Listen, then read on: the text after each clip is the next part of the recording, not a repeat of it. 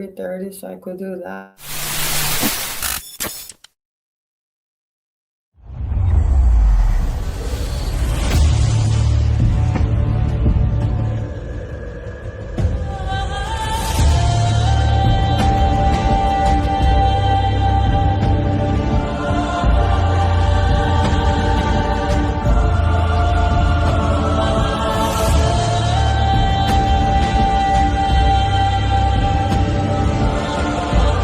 You are now entering a dangerous liberty zone where God-given natural rights are held sacred and exercised. This is your warning. Tyranny, fascism, and censorship will not be tolerated. Ideas will be exchanged freely. Rigorous debate and open discourse is encouraged. If you are weak and your beliefs are fragile, you should leave now. Prepare yourself. We are now live on the Dangerous Liberty Podcast. All right, folks. Happy Thursday, everybody. Hopefully everybody is doing well out there. Welcome to another episode of the Dangerous Liberty Podcast. We got a great show for you tonight. I want to say hi to everybody over the chat.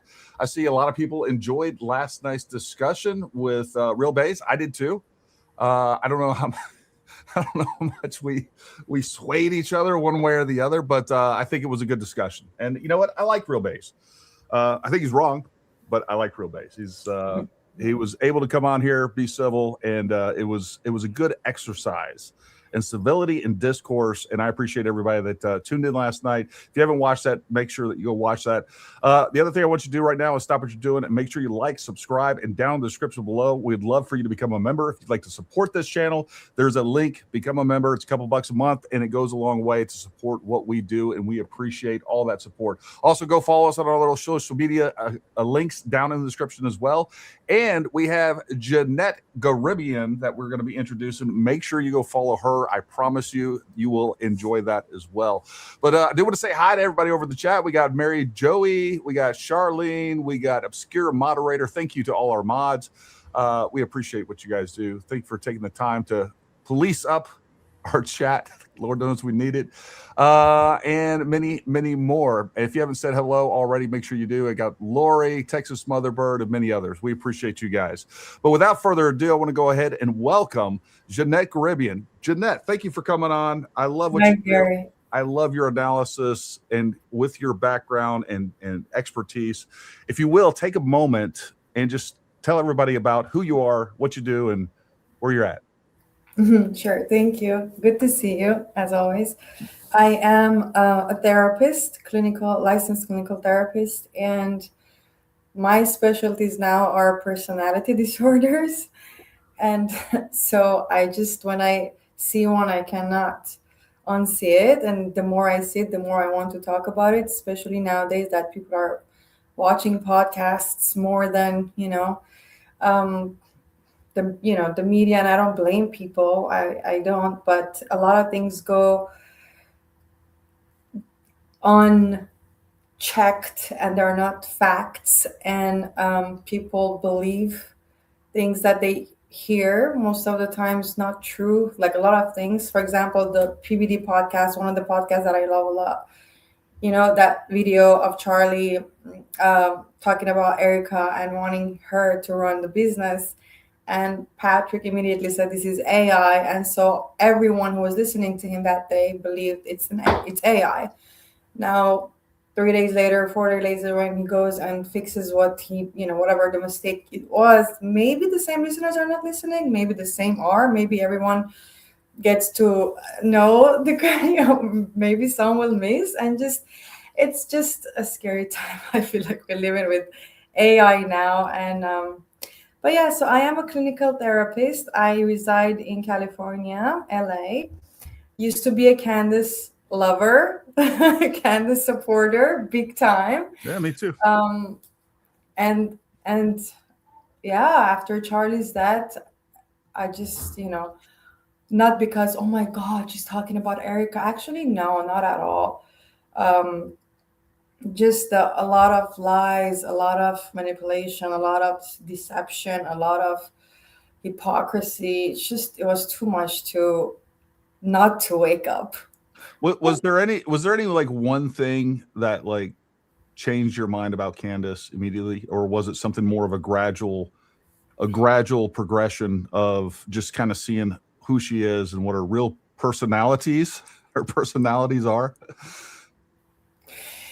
I remember the first moment when I felt, oh my God, like either she is something else or she's a con artist. That was the moment when she retweeted something that Don Bongino posted, and she said, "Oh, come on, Dan. We know you know what's going on. Just come out and say it. We know you know what happened." Something like that. She was creating a narrative in a way that people, whoever read, I wish I had it ready for you to show the audience, but like whoever read that post would have thought, okay, like she knows something that Dan knows, and this is why she's saying Dan was so scared because he was terrified of what he saw once he got once he got the job, and it had to do with Israel, of course. And that was the first moment. I just remember that moment when I was like, okay, like how does this work? She knows, Dan knows. She's like encouraging Dan to come out. I'm like, this is so crazy. That was very well done, I would say, by someone who now I know, what she's about. It was well done. Just like her narrative about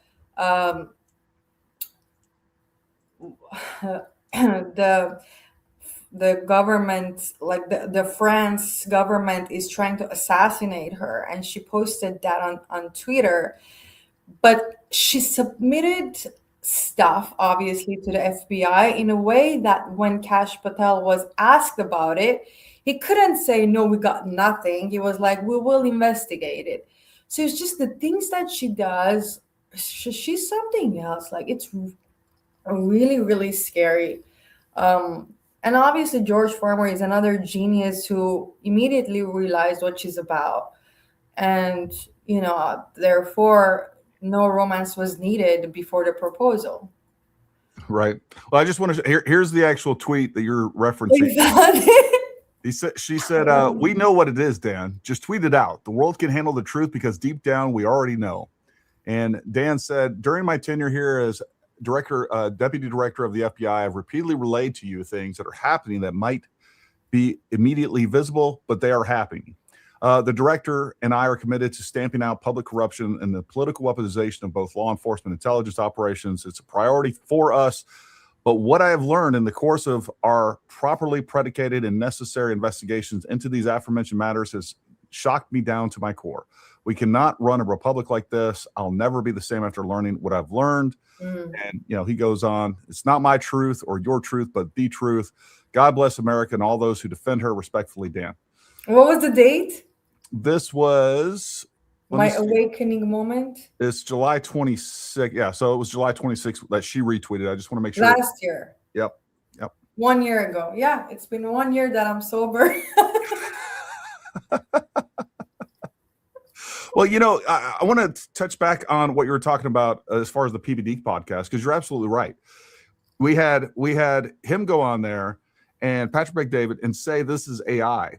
And yeah, he may have corrected for his audience, but just like you, I've been on Twitter and I saw that clip going everywhere. And what I haven't seen a clip going everywhere of is him correcting the record. So that's the problem with these lies, right? So once they go out, even if later on they get corrected, they never get corrected with the same level of enthusiasm that the lie goes out. And by the way, a lot of people end up believing that as a standard. And I'm still correcting that. People are still saying that it's an AI video, even though it's been established that it's not. But it is a problem. And, I think like you, I definitely see the manipulation tactics that she uses in every single one of her episodes.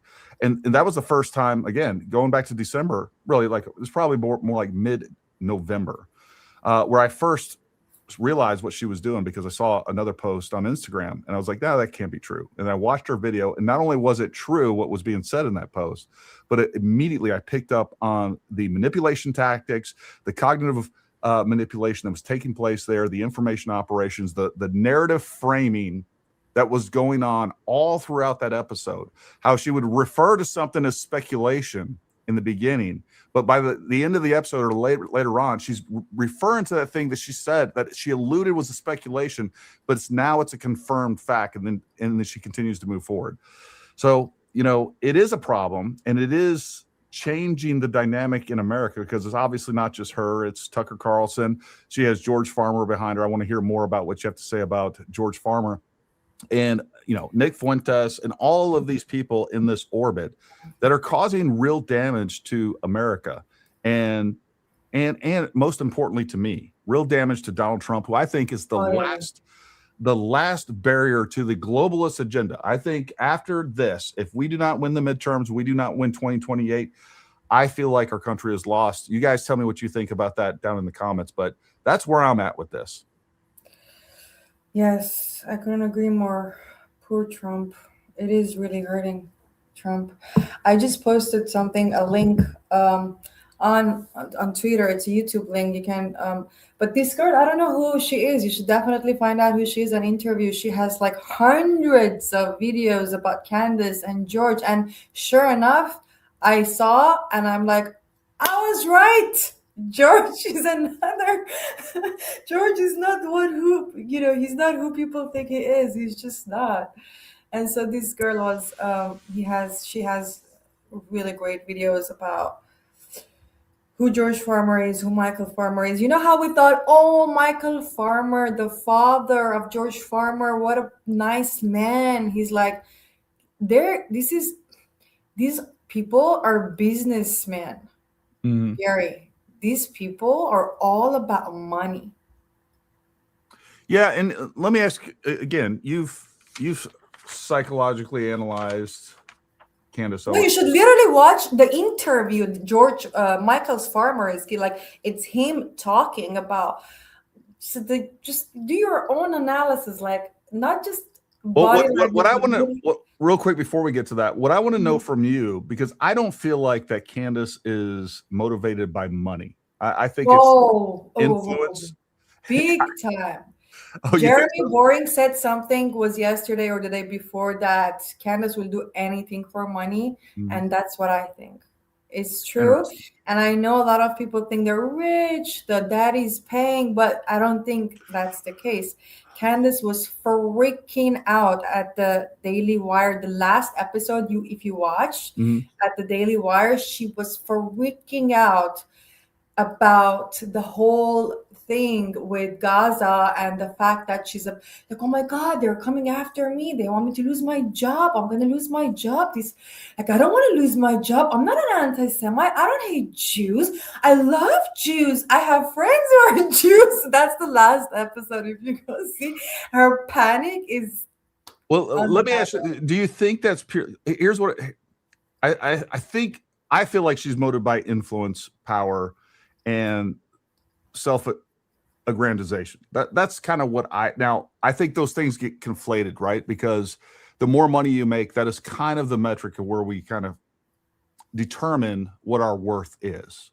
So I think those but it's like, I think she does some things that you would almost, that are counterintuitive as far as just making money, but it leads to more power, more influence, and she gets to push people in a certain direction. I don't know what your take on that is. Some people like Elon Musk, they want the money for the power and the influence, like to do things. I love Elon, don't get me wrong, to do things with the money. Hers is opposite. She wants the power and the clicks and the fame and the influence for the money. Okay. One day we'll go back to this video and realize that I promise you, it's not. She doesn't care about if George tells her today, honey, I don't want you to work anymore.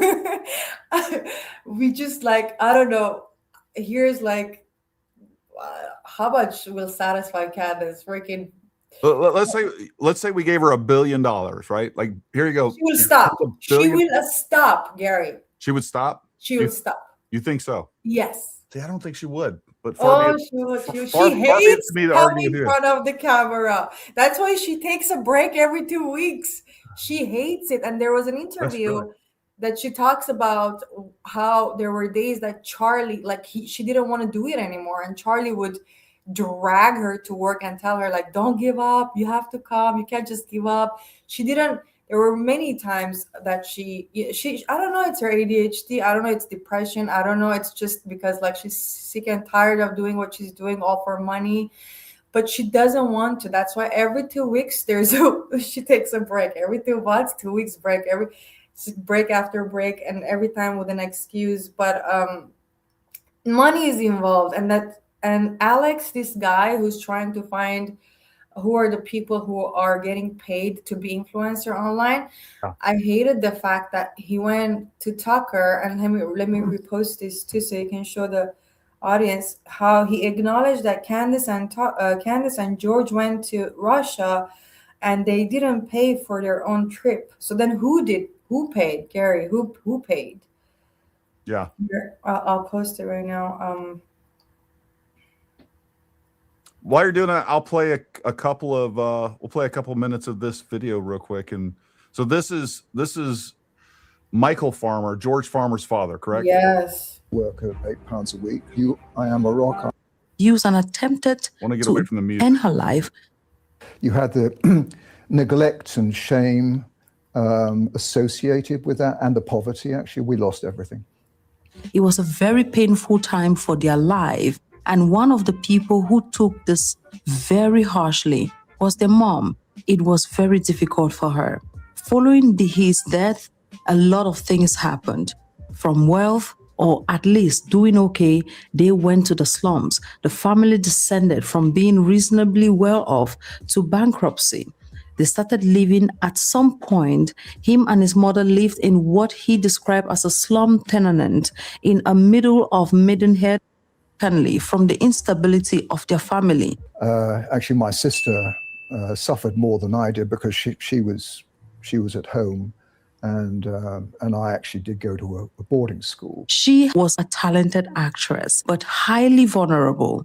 And Lord Farmer notes that she was the victim of abuse and attempted to end her life at least 3 times before the age of 20. She married the actor Ian McShane from 1965 to 1968. Wow. Her acting career had ended by the mid-1980s, and she became very reclusive and suffered from depression and alcoholism, just like her parents had. She, unfortunately, passed away from cancer on September 17, 2017, at the age of 75. A parental separation is known in the right circles as an ACE, adverse childhood experience. And you only need a few of those, I think 4 adverse childhood experiences to, when you grow up, to have quite serious problems during life. And in fact,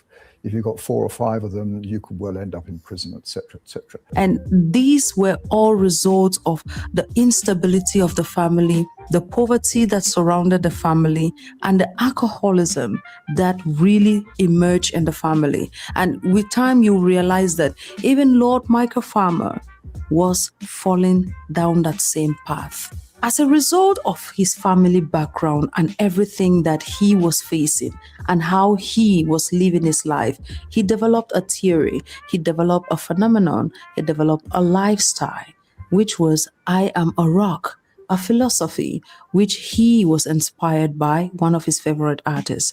But you sort of grow up and you are aware that you're alone, apart from my mother. And there is this, I am a rock, I am an island. So you start work. I started work at £8 a week. And one way and another, I sort of climbed up the ladder. But I am a rock, I am an island. Don't go near people, they hurt you, And actually, when I became a Christian at the age of 35, one of the first things that I think the Lord said to me was, join the Samaritans. Because of the lack of reliable father figure and his mother's fragile health, Farmer adopted a survivalist mindset, you may say. He recalls his favorite song being Simon and Garfunkel. I'm sorry, I might pronounce it wrong. Title of the song is I Am a Rock. Specifically, the lyrics, I am ever he got good masters, because those were still the days when they were being whipped. But he said boarding school provided him.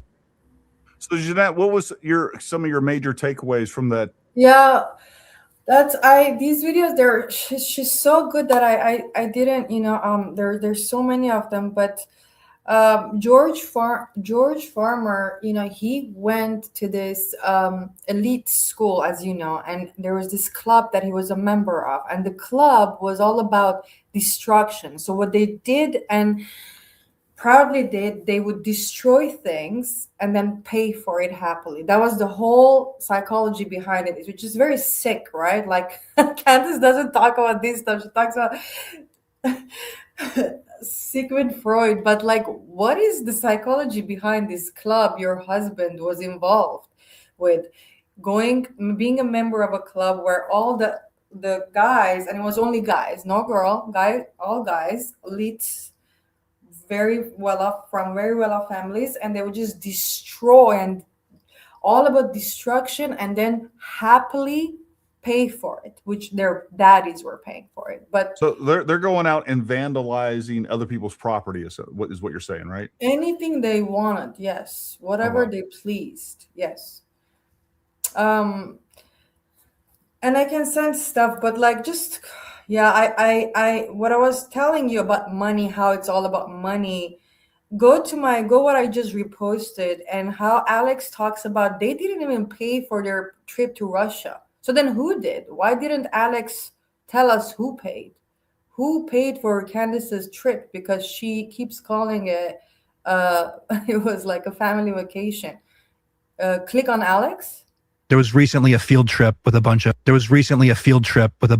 right-wing influencers, if you will, who visited Russia. So I don't think that they paid for that trip out of their own pocket. I don't know. And so, they went to Russia, they go hang out with the Russians and whatever.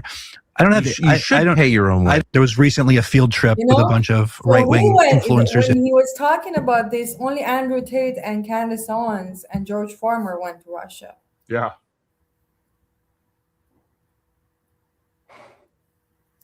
I don't know what this guy's job is, but I know he's out there trying to detect and monitor the influencers who are supporting Israel. So I'm just curious, how come, he doesn't care?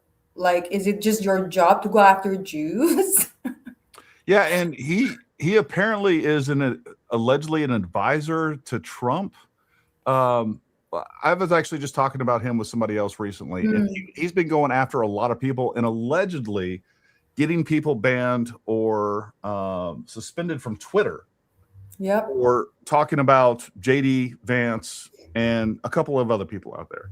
So I don't know really what his role, what his power is. He's somebody that I want to look more into for sure. I don't like him, don't trust him. I don't know why he was on Tucker Carlson. But it's a great question. Who did pay for that trip? And let me tell you something. If it's found out that we have Russia paying for these people's trips to go there, like, I don't know, we need to start looking at FARA registration for sure. Yep. I thought Laura would figure it out, but hopefully. I don't know how there's so many ways of getting paid right now, Gary, through donation, how they're getting away with a lot of things they do. It's just mind-blowing. But well, yeah, and there never has to be any direct payments. And I've talked about this, I've covered this many times on the show, and I do think that this is how this influence operation is working. We have Russia, China, and many others, and I think they're absolutely arm in arm. They're doing everything together, collaborating. And that's why for the first time, like, we're seeing an operation, especially on social media, that is so effective. It's because it's not a Russian of right-wing influencers, if you will, who visited Russia. So I don't think that they paid. It's not a Chinese op. It's not a jihadi op. Like they're all working together, folks. And I would put all of Mhm. Europe in there as well. And this is a concerted effort to end Trump. None of these people want Trump in office. And all they got to do is they got to pay create some bot farms, push millions of views to Candace, Tucker, and everybody else that they feel are putting out subversive messaging. Yeah. And they don't have to pay them anything because they're going to get paid through views. Now, I don't know, maybe they're going in there and they're helping them out with some super chats and things like that. That's easy to do, easy to cover up. But there doesn't have to be this linking. And it also is influencing the influencers, right? Because if they put out content that said entity doesn't like, they just don't boost it. And then what are they like? Oh, well, this isn't good. Let me go back to that other thing. And they can train them to put out the content that they want them to put out because they incentivize it without even them. And I don't know if they realize it or not. These are conversations that very well could have happened in Russia with Candace Owens. She's sitting back there and they're like, look, we're going to make sure you get 2 million views per video. We'll take care of this, whatever other coordination and collaboration that they're doing behind the scenes. But that's why this is so insidious. And it looks organic. You can't tell if it's real or not. And the same thing on Twitter. Like you guys just go to my comments section. And I'm telling you, you'll see it becomes so clear the bots that are down there. And many people that follow me, they're like, Jesus, Gary, like, how do you end up with so many bots? I don't know. I'm lucky. Wow. And they are. The other part of this that they're doing is they go to channels like ours and anybody else that opposes these people, and they downvote that channel and they put negative comments on there. And folks, that affects the algorithm. That is going with the algorithmic velocity, but in the opposite direction. It drives the algorithm in either direction for a particular content creator or a particular piece of content. So I don't know that they have to pay anyone directly at all when you have the gift that is social media to these people. Yeah. Like, can you imagine? But why would they pay her to go to Russia, though? Why would they pay for her to? And then I didn't even care about who Dugin is, and I kept telling Stella, I think he's just a crazy philosopher, blah blah.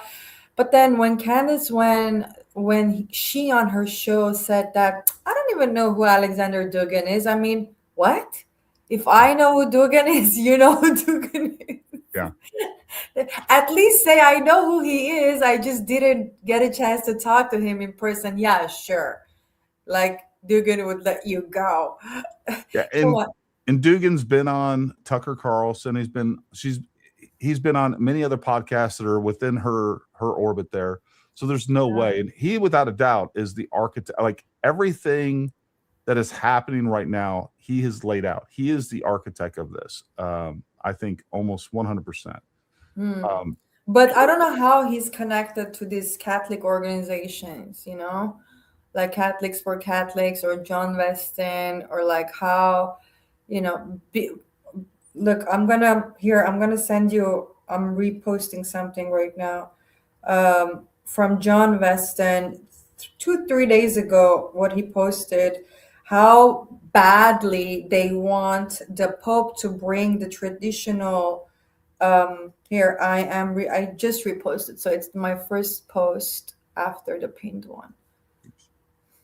Jen, I think you threw that up there. What was that specifically? That was Jeremy Boring talking about Candace doing audience capture and how she has no beliefs of her own. She literally says she is the voice of the people. Got it. Yeah, we'll definitely play that. And that's, we need to do a full reaction. Maybe that's one of the first things we'll do. And Gary, the voice of the people, keep that in mind. I am the voice of the people. And guess who is an expert to check what the voice of the people is saying? It's George Farmer. His company, the expertise, his job is to collect like surveys and data and what people think, what they feel, what issues they want to talk about, what they care about more right at this moment. And so he is the one, I'm 99% sure, telling Candace, he's the producer. I mean, he was introduced as a producer, producer of Candace. So he knows what people want to hear, and boom, Candace is the voice of the people, and which means, honestly, unfortunately, currently, there is so much hatred towards Israel. There is. Yeah. And I'm not even a Jew and I get mad. I get so mad sometimes. I'm like, oh my God, if I was like, how do these people, obviously, that no wonder they want to keep their land and make sure they have a place to go to. Yeah, no, 100%. Whatever happens is the Jews, is the Jews, is the Jews. It's crazy. Well, you know, the reality is that looking for a scapegoat is part of the human condition.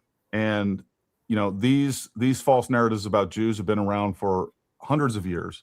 And it's easy to convince people of this stuff. And it's used as a vehicle to smuggle in everything else.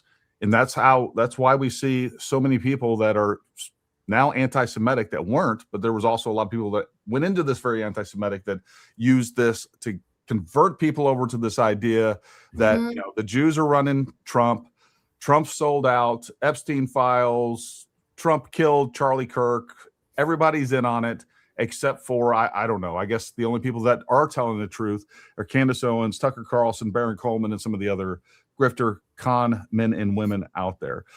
We got this video right here. Yes. I mean, is this normal? Yeah.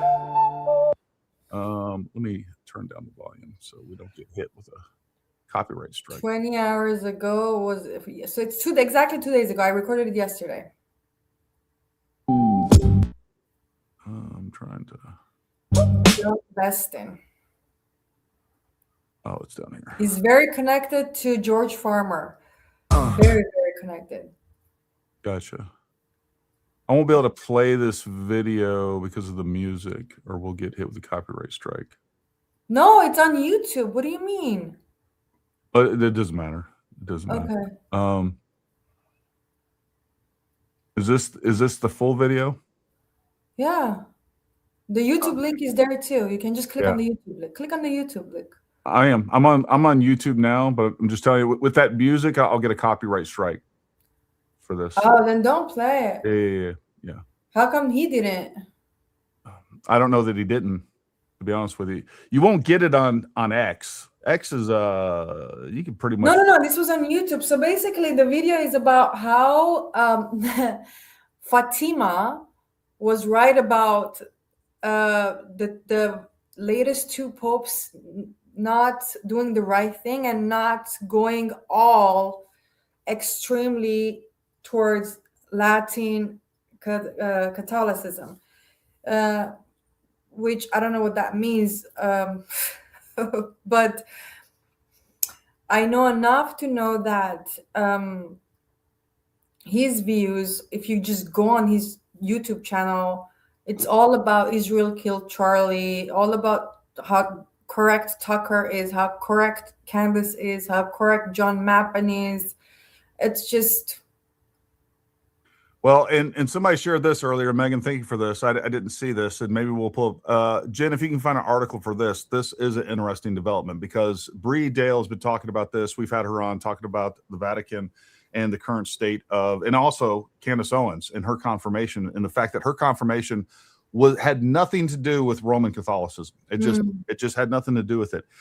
Even though the narrative was out there that she went to Rome, and that, you know, the idea, what it was inferred was that she was going to the Vatican. And what that whole narrative framing is that now we have the Vatican, because when I heard about it, and I sent Bree a message immediately, like how is the Vatican getting behind her? And she's like, there's no way. That's not, like, she's like, I'm not even convinced. And this is before the confirmation. She's like, I'm not even convinced that she's actually Roman Catholic. I think she's SSPX or possibly Orthodox or something along those lines. And sure enough, once we had that confirmation, we saw pictures of that. She called me and said, look, this was not at the Vatican. It's not Roman Catholic. This is not how this is done. And had a whole episode on that. And this is what she's been talking about, that the Pope has been considering excommunicating the SSPX bishops, which is a whole other sect. Now they're schismed, and now, well, they were schismed, and now they're excommunicated. So this is a pretty big development. I don't know if you can find any stories on that, Jen, but I'd like to pull up a news article on that for sure. But that's the whole thing about all of this. And it gets crazier and crazier the more you start peeling back the layers of this onion. Like, nothing about Candace is real. Her No, religion is not real. no. Obviously, her investigation is not real. And this is the problem with this. And then so many people are buying into this, and they're being captured by this. And it's so frustrating to watch. And it's like, and then when you tell people, we show them outright lies. Like, you're like, she said this is what happened. Like, demonstrably, objectively, that's a lie. No, you're the liar. Like, what? Like, I'm taking crazy pills here, and then it's like, you're just attacking her. I'm not attacking her. That was not an attack. That was that she lied. Do you not understand the difference? With Sean Ryan, she said that Tyler Robinson wasn't there, but he was just there to play a role. And then I posted it, and one of our supporters said, "You're crazy. You just don't have the IQ to understand."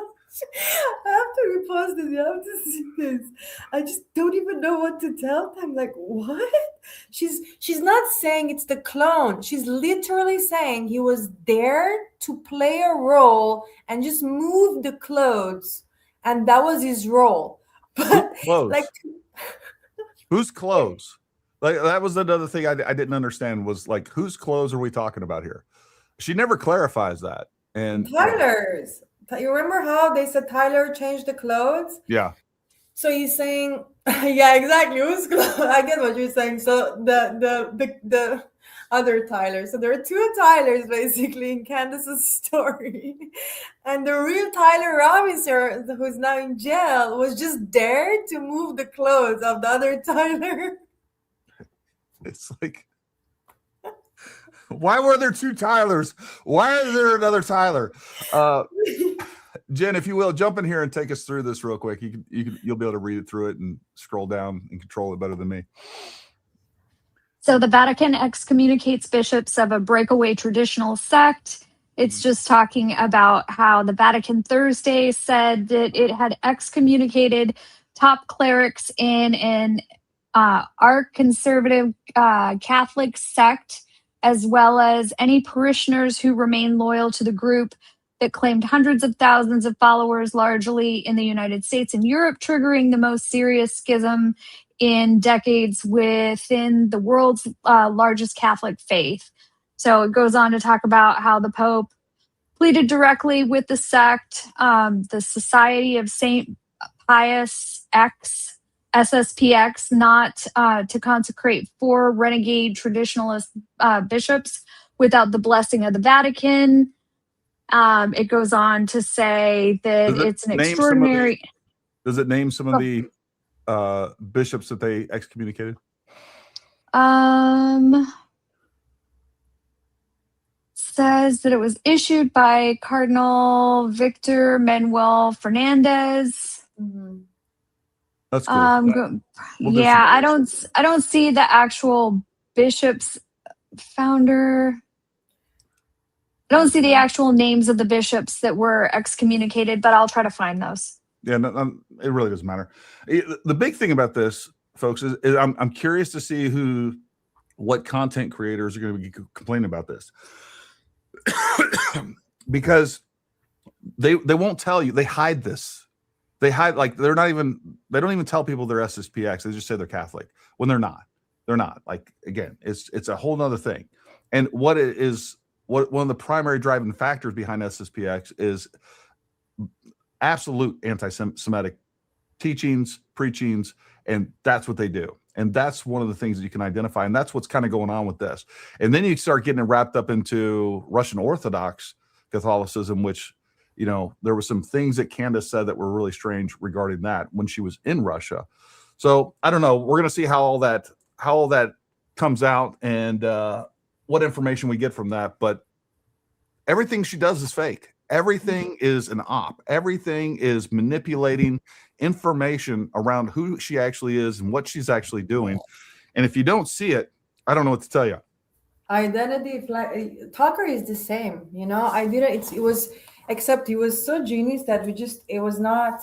Now we see it very clearly. But imagine for how many years we were sleeping, like how good he was. And that's really, I saw a post from, I don't remember, someone important, that Tucker is actually the one of the scariest, influential people out there. And I agreed, because imagine, I mean, come on, like even up until 2 months ago, we didn't know what Tucker is about, but now we know. The reason why Tucker's brother, even Buckley, started become so active on X just recently, this was all planned. There is no doubt about it. And it started, if you go back to Tucker's videos, literally from March, when he interviewed Chris Cuomo.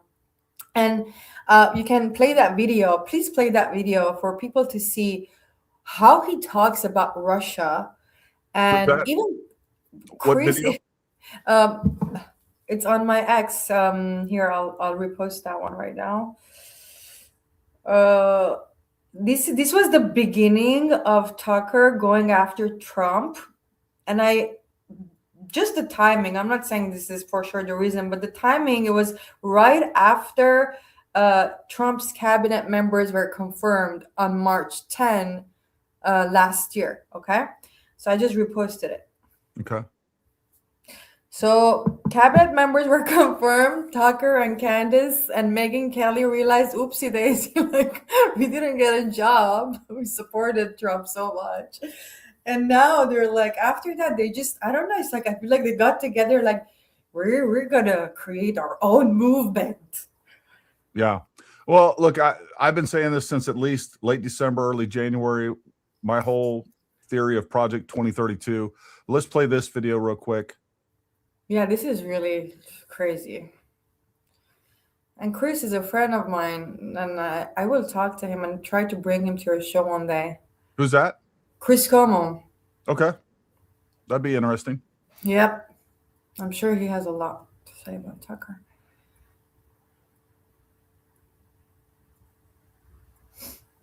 Gary, it's not on Chris always stage. fight and argue about. We used to fight and argue about Trump, but then when Trump won. Start over, Jinet. When this is playing, nobody can hear you if you're talking. Oh, okay. So that's fine. Just let me know that you want to cut in, and I'll stop the video. No, nothing important. Okay. Gary, the video's not playing. Perfect. It's not up on stage. Why are you doing this to me? There we go. Okay. All right. Thanks for letting me know, Jen. You saved my life. Right, you know the stories about Russia emptying the prisons. Russia has 100 million, 140 million people, but 100 million more people. But have you ever heard of us emptying out the prisons? I mean, why does he have to do that? He's in a desperate because place. He doesn't want his citizens to have to fight an unpopular war, because he's worried about his popularity, because he wants to stay in power. So it's easier to send convicts to the front. They have done this for centuries. I'm against it, but I'm just saying that's the fact.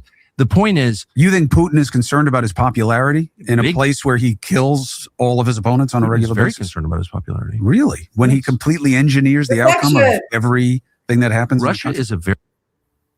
Go ahead. What were you saying? Sorry. Nothing. That was pure. Here, since you paused it, please pay attention here. Very important words. Oh, believe me, he knows how to stay in power, because he knows basically how to stay popular, because he knows what people think. Again, it goes back to algorithm, goes back to the organization, George Farr. It's just like these people are obsessed with what's like the new trend. What is it that will get clicks? And Tucker, if you remember, even there is a reason why he was #1 at Fox. These people can be very successful, and the scary part is when they use their power for destruction, like to go after the wrong people. When I say the wrong people, okay, for me and you, maybe them going after wrong person is Trump, but maybe for a Democrat, that's exactly what they should be doing. But like, what I mean is these people have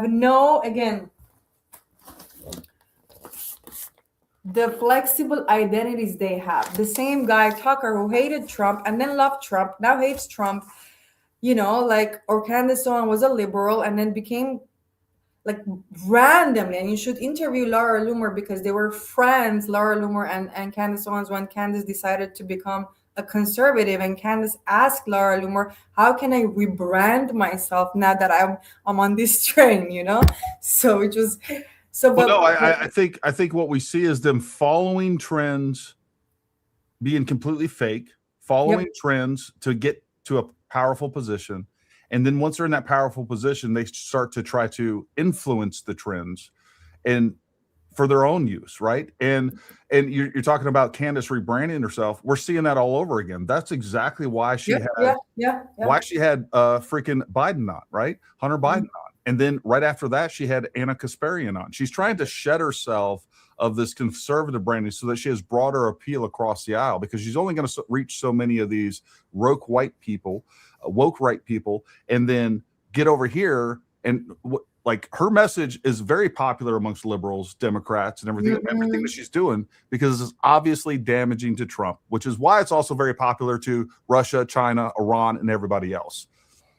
Very complicated place with a lot of different competing power centers, including the FSB. Which and how has he stayed in power so long? Because he's really good at politics and he pays very close attention to what the public thinks. Very close. He's got the military, like just like any country. It's first of all, you know how lousy life is there for people, right? And not just because of the economic sanctions right now. It just has been. I mean, have you been there recently? Recently, no. I've been there. We're not allowed in. I've been there twice in the last year. Why are you allowed in? I don't know. I'm an American. Friend of Putin. Whatever. Friend of Putin. Because I believe in seeing things and reaching my own conclusions. Oh, me too. I'm not allowed in there as a journalist. I'm sure you could call right now and they will let you in. And you should just wouldn't let me out. Wind up like Paul Whalen. I think you wouldn't be arguing my case.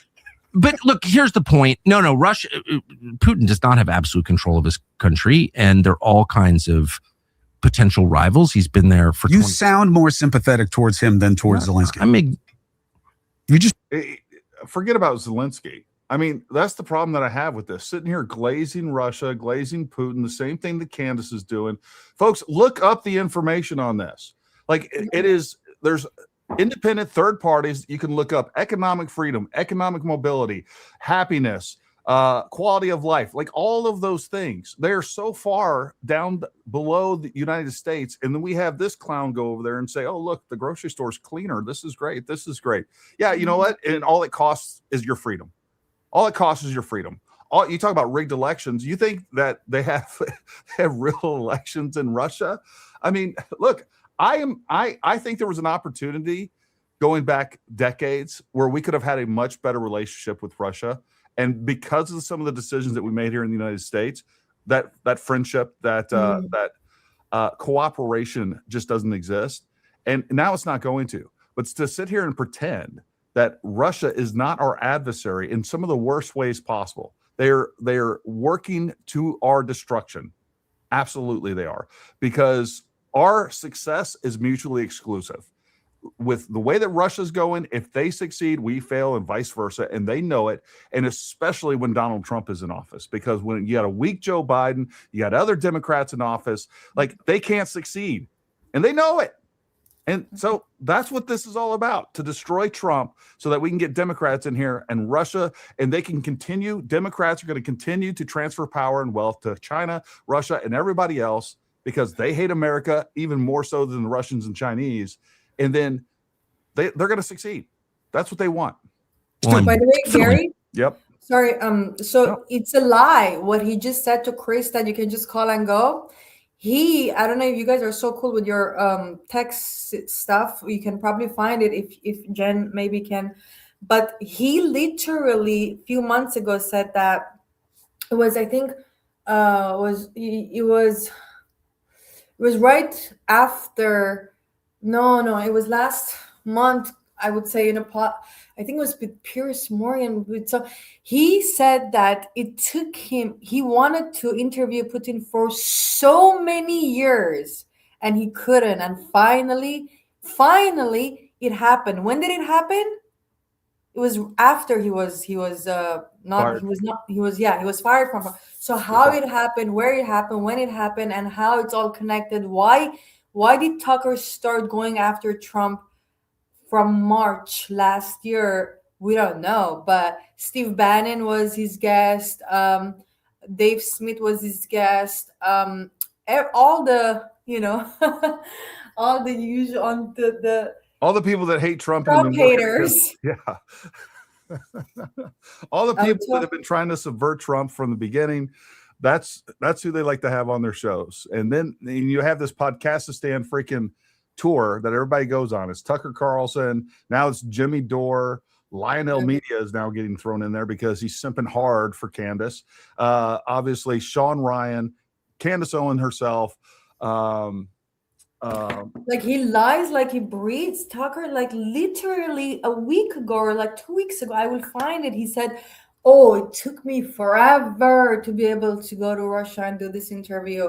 And now he like watching this, he's telling Chris Como, "Yeah, easy, you can just go." Like he lies as if no one is gonna. He thinks everyone is. But we have people like Milk TV. What's his name? He's amazing. Yes.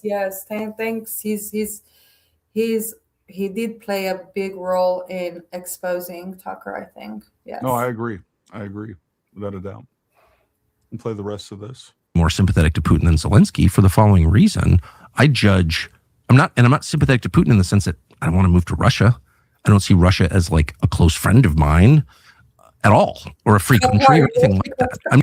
They're just a business associate. What were you saying, Jinet? Yeah, instead he went to Qatar and bought a house in Qatar. Yeah. I don't want to move to Russia, but I'll move to Qatar. Okay, that's better.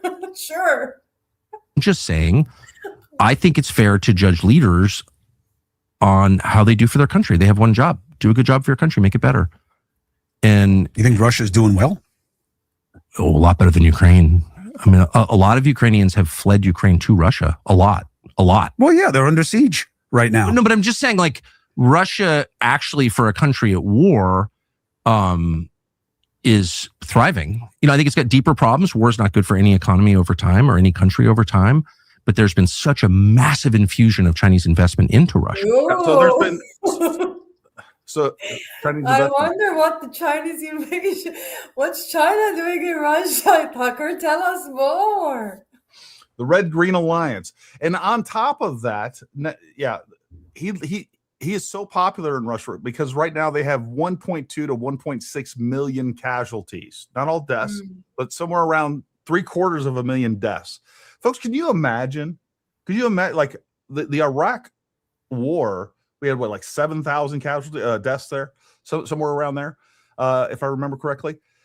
750,000, 700,000 men and women dead, mostly men, obviously, dead, and then many more maimed, more than double than that, wounded, injured, maimed, messed up for life, coming back to Russia.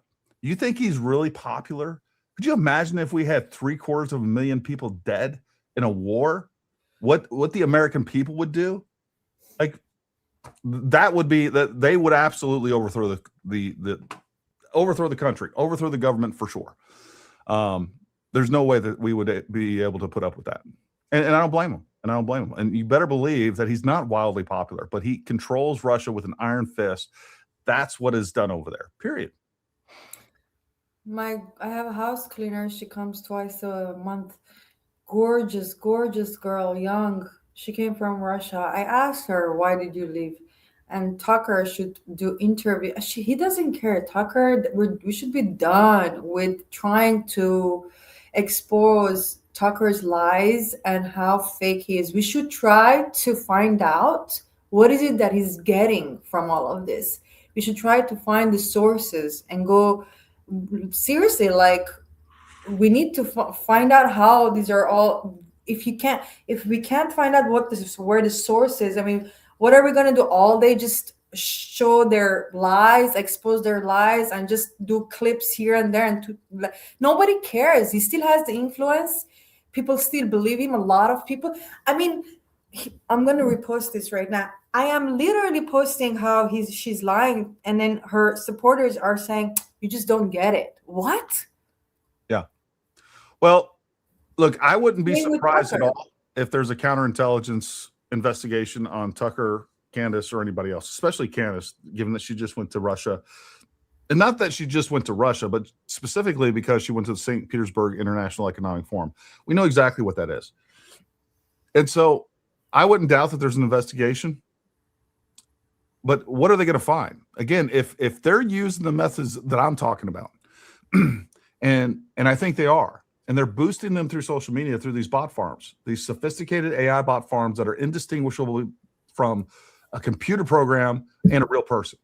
Indistinguishable, folks. That's where we are with AI, and that's why this is so sophisticated.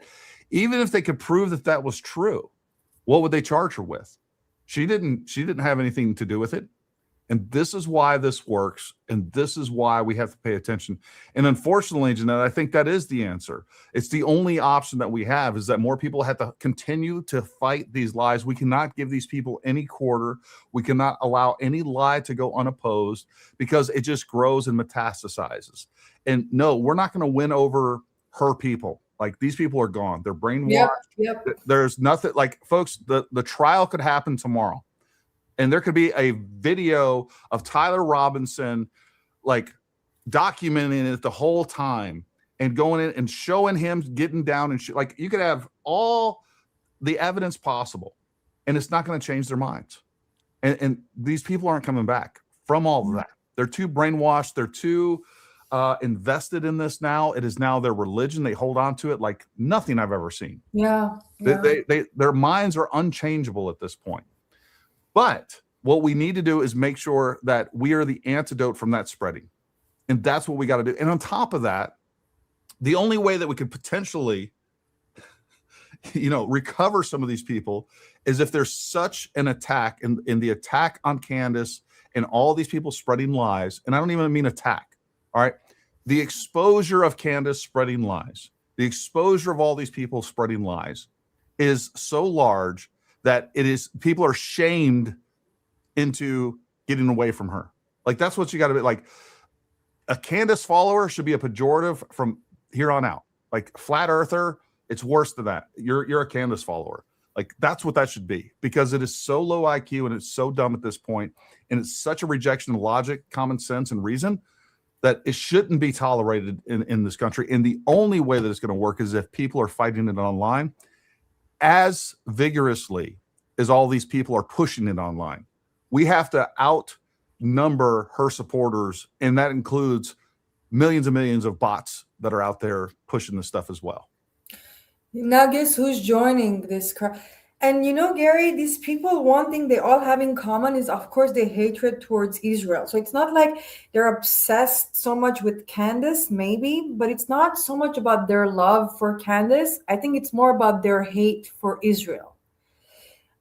And because I've talked to Armenian girls here in LA, in Glendale, Armenians, people who know what genocide is, I talk about Candace, and they don't even want to hear an argument, because she is going after Israel now. And these people, I don't care, Armenians, Persians, whoever you want to be, like, you're just going to say, Michael Jackson, I don't know, JFK, Charlie Kirk, all of them were assassinated, killed by Israel. And you just want to believe that narrative.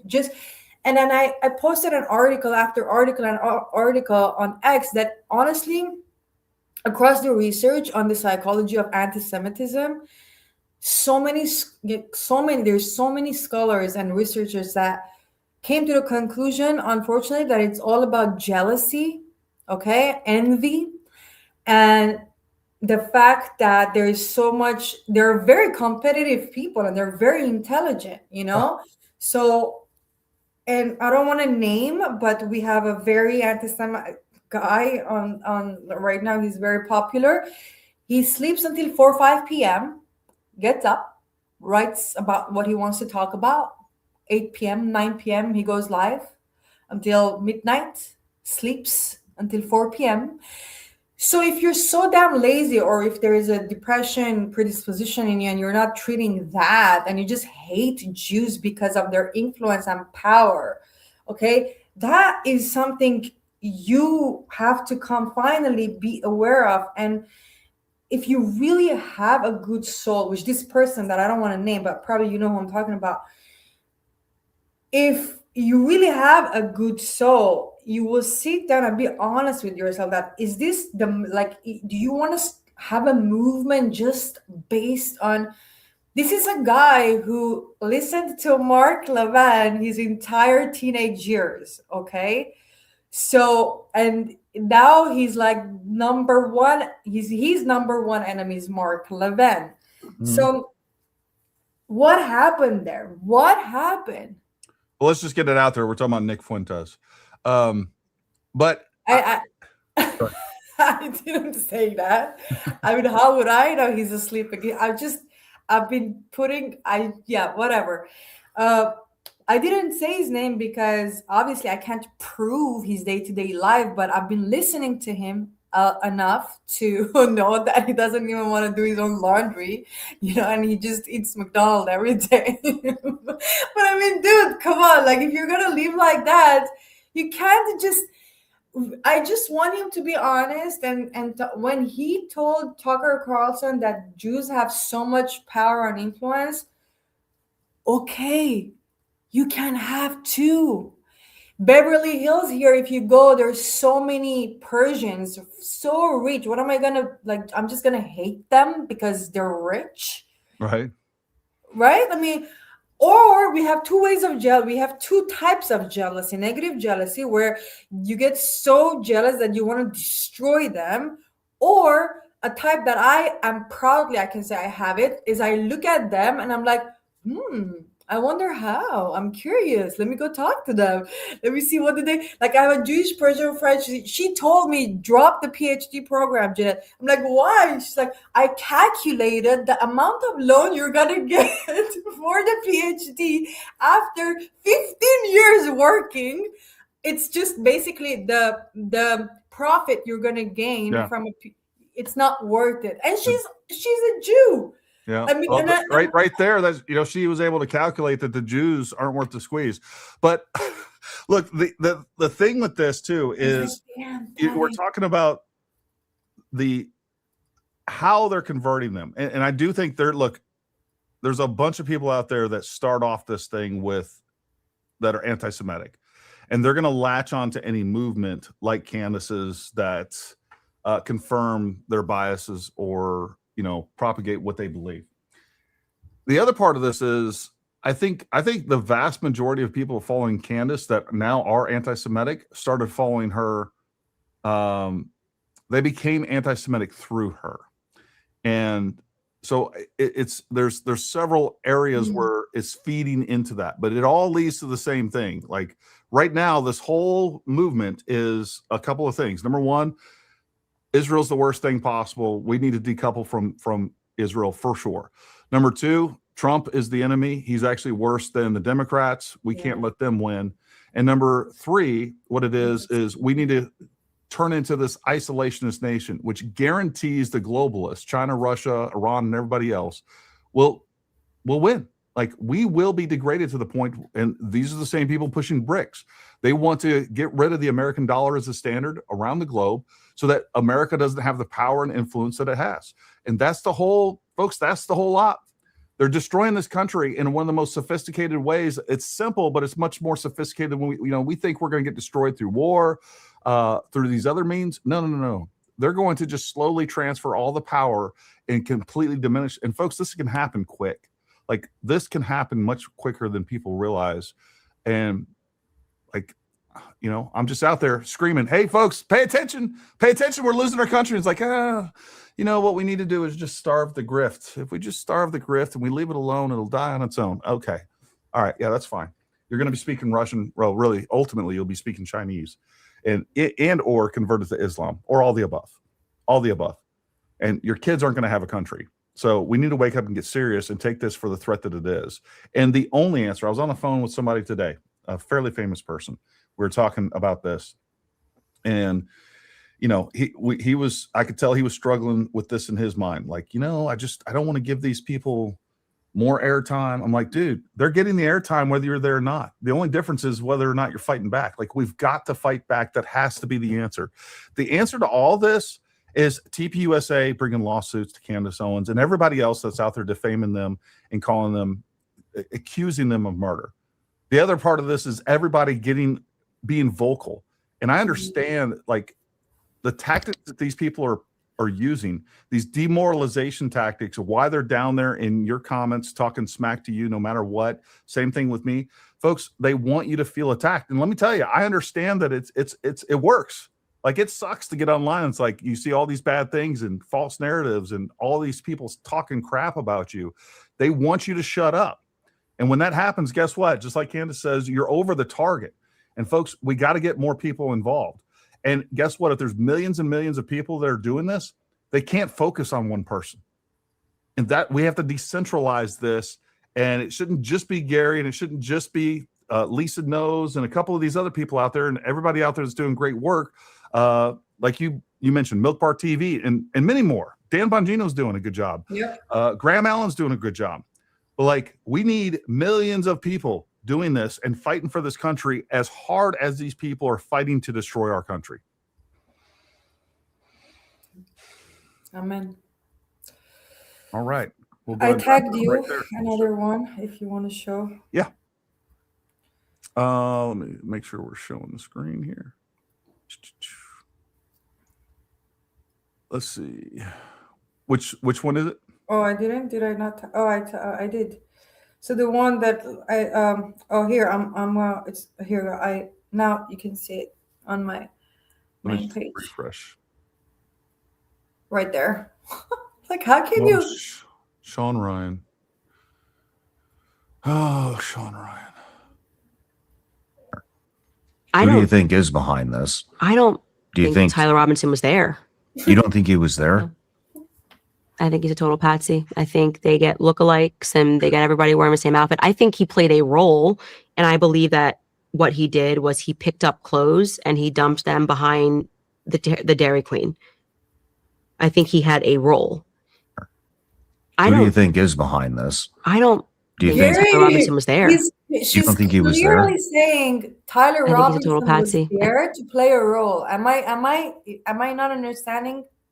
No, right? He's there to play a role, but he's not there. But I don't think he was there. Play it again. She said he wasn't there, and then he asked, you think he was there? Robinson was there. You don't think he was there? No.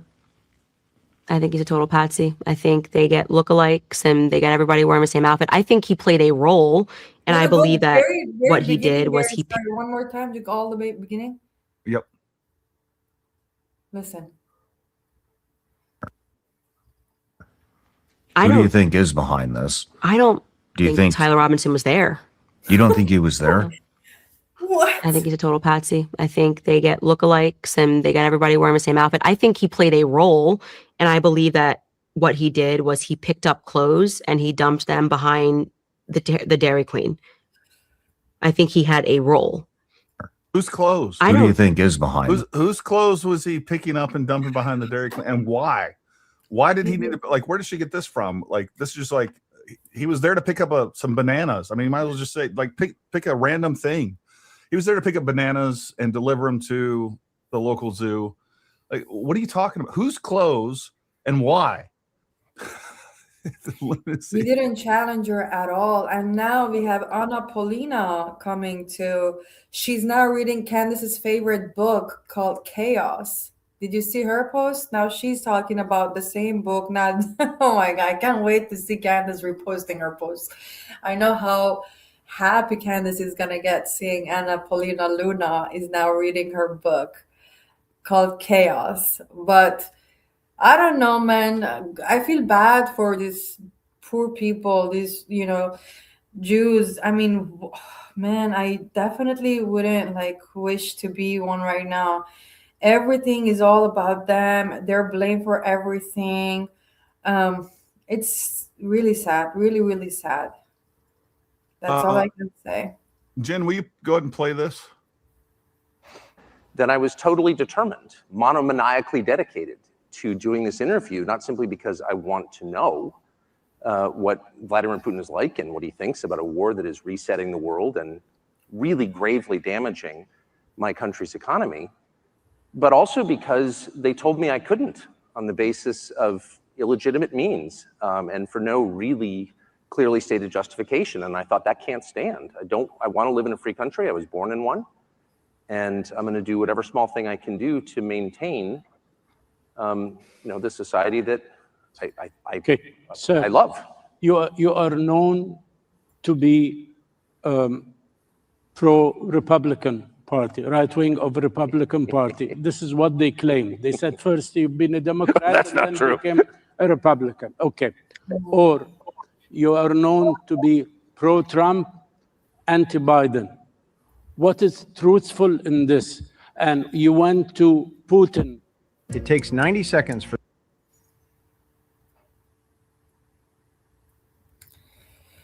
bad actors. Oh, 100%. Jen, pull back up that you dropped off with that Jeremy Boring video. Throw that back up here. I want to go through that too, because he does lay out some of the tactics that she uses. And one day, very soon. Well, she's looking for it. Oh, she found it? Okay, go ahead. No, I was just saying we'll react to that. While she's doing that, I do have this other video that you wanted to pull up. This one right here. And you wanted this one to play? Oh my God, this is pissing. Yes, play, please. Yay. I will always love Ye. I will always defend him because I think he did one of the bravest things in speaking about what happened to him, and the questions were never answered about what Harley Pasternak did to him that night. And I think it's what was done to Britney Spears based on my readings of MK Ultra program, which has never been stopped. Harley Pasternak it's extremely problematic, and he's literally telling you what happened to him, and no one's listening. And everyone's like, he's gone crazy. They drugged me against my will. And when you read those experiments of how they could literally give somebody a mental disorder via a cocktail of drugs, LA becomes very scary. Who was that? I didn't hear. Harley Pasternak, the trainer that trains all the stars that keep dying in baths. Allegedly. Allegedly. Aaron Carter, when he reached out to Kanye, and when Kanye said Harley Pasternak did this, Aaron Carter tweeted at Kanye and said, we should talk. And then that was his last tweet. The next day, Aaron Carter was found dead in a bath. There's something very evil brewing in Hollywood. And I think he was one of the bravest people ever who spoke out on what happened to him. And I won't deal with everybody talking about the after when we're not talking about the before.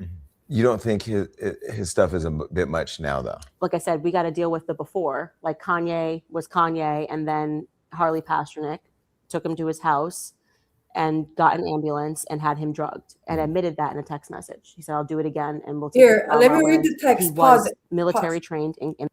Pause for it. He says, I'm going to help you one of a couple of ways. First, you and I sit down and have a loving and open conversation. But you don't cuss words, and everything that is discussed is based in fact and not some crazy stuff that dumb friend of yours told you or you saw in a tweet. Second option, I have you institutionalized again, meaning like sending you to psych ward, which I will do too for my friend if he's going or she's going maniac, doesn't want to take medication, doesn't want to be evaluated, doesn't and is going crazy, could harm himself or herself if he's my friend, and I have to do something. I don't care, my cousin, my friend, if you're going and Candace Owens talks about Laura Loomer and like on a tweet and saying, I'm going to help you, like basically put you on the psych ward because you're having a manic episode right now. But that is fine. It's just a joke. Here, a trainer telling someone he cares about, saying that, listen, this is the first option. You don't cuss. You don't talk about some dumb shit your friend told you or you signed a tweet. Or I will have you institutionalized again, where they medicate the crap out of you, which is a fact. That's what they do in a psych ward. Yeah. They medicate the crap out of you because of, obviously, there's a reason you're there. And they obviously do an assessment. After assessment, I've worked there. I know what happens there. It's not like they just medicate you because you're there. They do assessment after assessment after assessment. They realize if you need, but most of the time, 99% of the time, you end up being medicated so much that you either sleep or you're like a zombie. So he's saying, or they will medicate the crap out of you and you go back to zombie land forever. Oh my God, I swear to God, I didn't even. That's exactly the word. You feel like a zombie. These people were feeling like a zombie. And when I looked at them, I felt like they were walking like a zombie, talking like a zombie, because heavily medicated. That's what a psych ward does if you end up there. So his trainer is saying, dude, either you're going to stop cussing, stop being paranoid, stop talking conspiracy, and just have a normal conversation based on facts. Okay? Or I'm gonna freaking call and 5150 you. But she's saying that they tried to kill Kanye. And so please play the other video where she says the same story to Sean Ryan, and Sean is like, oh shit. Pisses me off. Pisses me off. What a clown world. Do you have that video, or you want me to pull that up? I'm reposting the Ryan one too.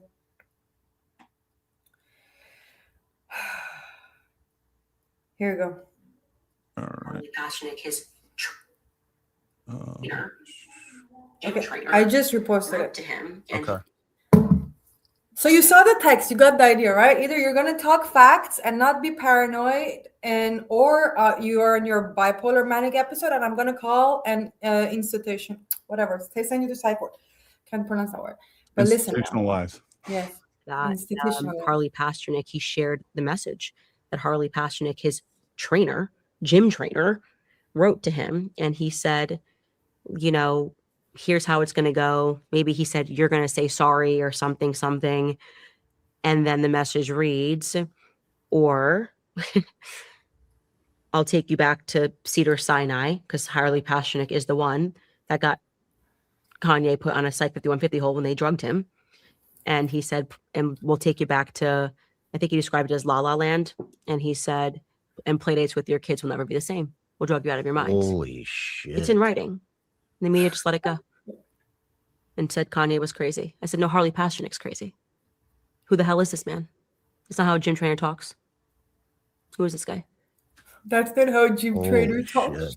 And so when up to that, Harley. That's not how a gym trainer talks. What? No. That's not how a widow cries. That's not how a gym trainer talks. Is that all that Harley Pasternak is he just a gym trainer? I didn't look up. I didn't research. He was obviously a friend to Kanye. Kanye never spoke bad about him after that. And Kanye, if anything, he went to rabbis, apologized, and he's back to being normal. Because I think he's taking his medication. But I don't know what's going on with him and what he's doing, why he's doing everything he's doing.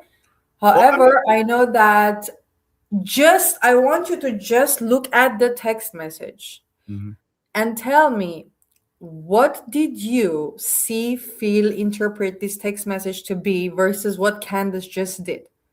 Well, I think that's one of those text messages that you can interpret it however you want. And like, again, you can read that however you want. I don't know what their relationship was. Ultimately, though, I mean, Kanye has had a long history of mental illness. You know what I mean? And so has Britney Spears and all these other people. So, and this is just something that obviously runs in these, you know, these superstars. I mean, we see this time and time again where these insanely famous people just crack under the pressure. And part of the reason that they're famous and probably got that way to begin with is they probably always had a little bit of mental illness that kind of fueled them and destroys them. I mean, look what's going on with Britney Spears now. She is, I don't know if, like, my wife was like, have you seen Britney Spears lately? I'm like, no. She shows me this video of her doing some, I'm like, oh my God, she's gotten worse. So anyways, you know, I don't know. What I do know is that anytime that there is something that is open to interpretation like that, Candace Owens is going to latch onto it and turn it into something. I don't know. Maybe he was threatened. I don't really care one way or the other. But what I do know and what I don't trust is her motives, because she is going to do that every single time. We see what she's done to Erica Kirk. And you were talking about earlier, you felt sorry for the Jews. And sure, I do too. But who I really feel sorry for is Erica Kirk and all the people at TPUSA, the people that have had to keep going to carry on Charlie's legacy. in spite of being accused with zero evidence of any sort of wrongdoing, and especially of his murder itself. I mean, I don't know how horrible that must feel when you feel like half the country, you just lost your husband in the most horrific way possible. And then half the country, or whatever you think the number is, that there's this huge majority of people that think that you murdered your husband because of some stupid podcaster that is absolutely just malignant narcissist that just goes around destroying people. That's like, I was thinking about that today. What has Candace ever done for the betterment of society? Really, like, what has she ever done that's a single? I said that a year ago, exactly. Besides destroying reputation, destruction, going after people, whether it's celebrities in Hollywood or people she hates, institutions who fired her, like all the time. She's all about. Listen, isn't that similar to the same institute that George Farmer was, though? Destruction. Yeah, and I had never heard that. That's something I definitely want to look into more, for sure. I will have to go soon, though, but I'm going to send this too. I mean, I want to come back. I'll come back next time with, hopefully, you should try to bring Laura Loomer one day and ask her about when Candace was trying to rebrand herself. We would love to get Laura Loomer on. I think I know Jen has reached out to her a couple times. She has her DMs off. I think what I'm going to do is, I hate doing it. I don't like reaching out to people I know that know other people and trying to facilitate something. But I think we're going to have to do that.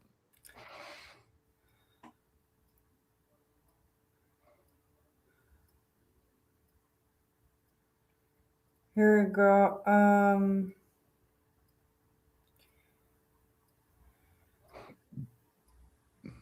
Folks, while you're waiting on this, make sure you guys go to X. If you're on X, make sure you go follow Jinet. Make sure you go follow me as well.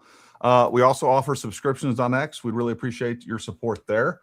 And what I also want you to do is share our content. That's one of the biggest things you can do right now. Copy a link, go post it somewhere on your socials, or if you're on X and you're watching this on X, make sure you share the content. We appreciate that. We got to get the truth out. We got to build up the army of truth on our side. That's what we got to do. And that's the only way to, we need a counter assault against the assault on truth. That's what we have to do, folks. Assault on truth. Yes.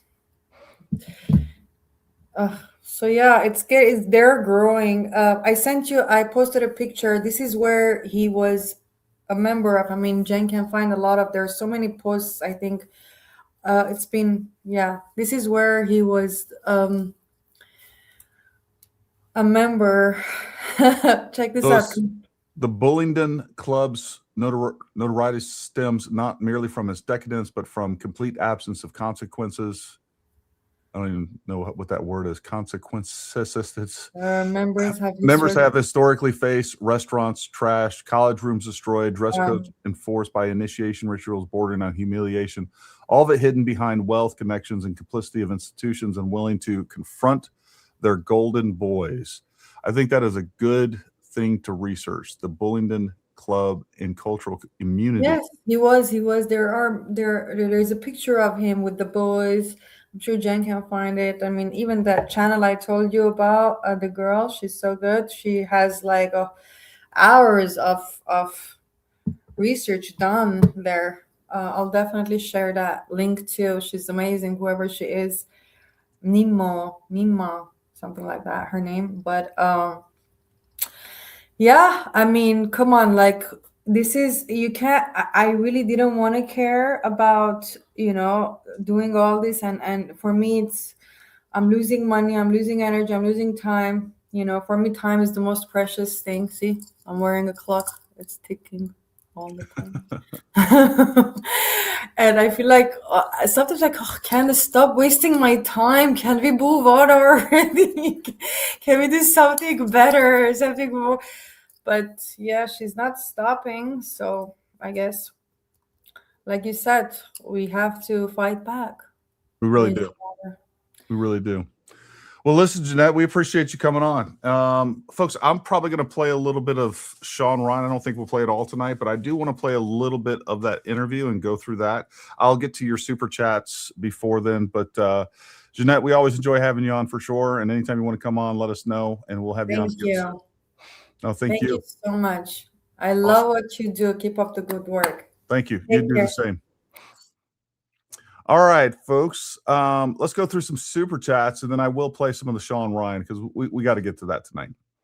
I love how she's going on vacation when the preliminary trial is happening on the 6th for her assassinated best friend, this woman.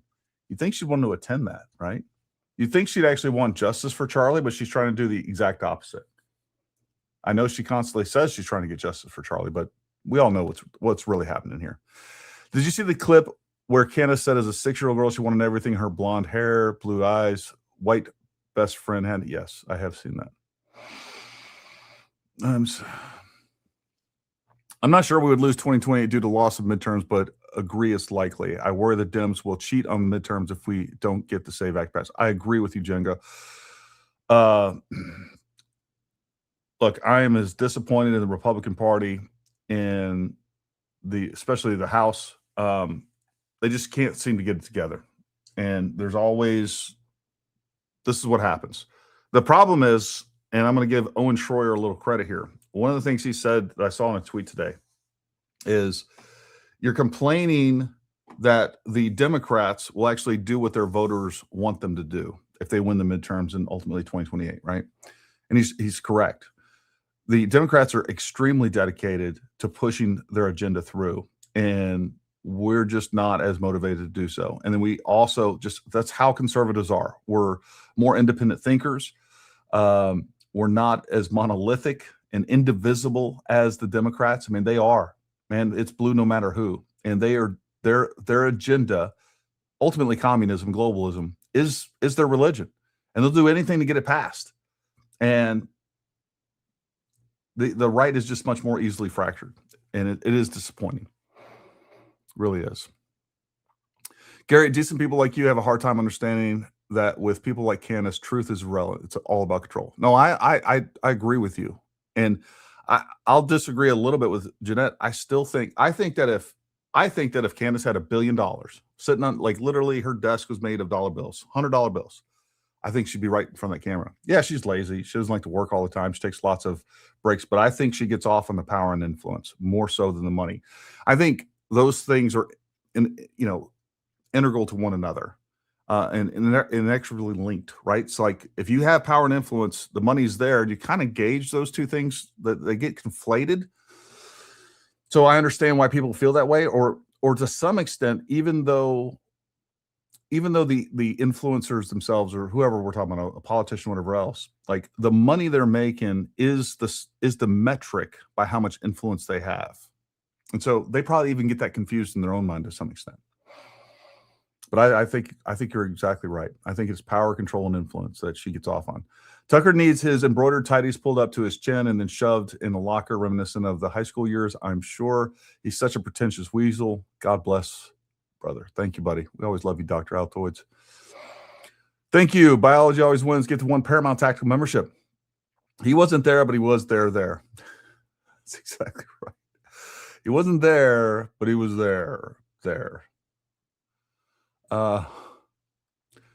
Sean knows what he's doing. He's a complete idiot, yes, but he's sold out and being deliberate. I think there's a mix of that. It's almost like in Talladega Nights when Ricky Bobby's in the wheelchair and Dale goes up, wake up, idiot. That's what needs to happen to these people.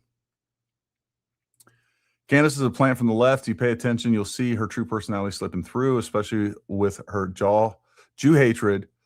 Lately, her initial internet stuff was for the left back in the day. Yeah, I mean, look, I think she goes where she thinks she can garner the most influence. I don't think she's ideologically driven at all.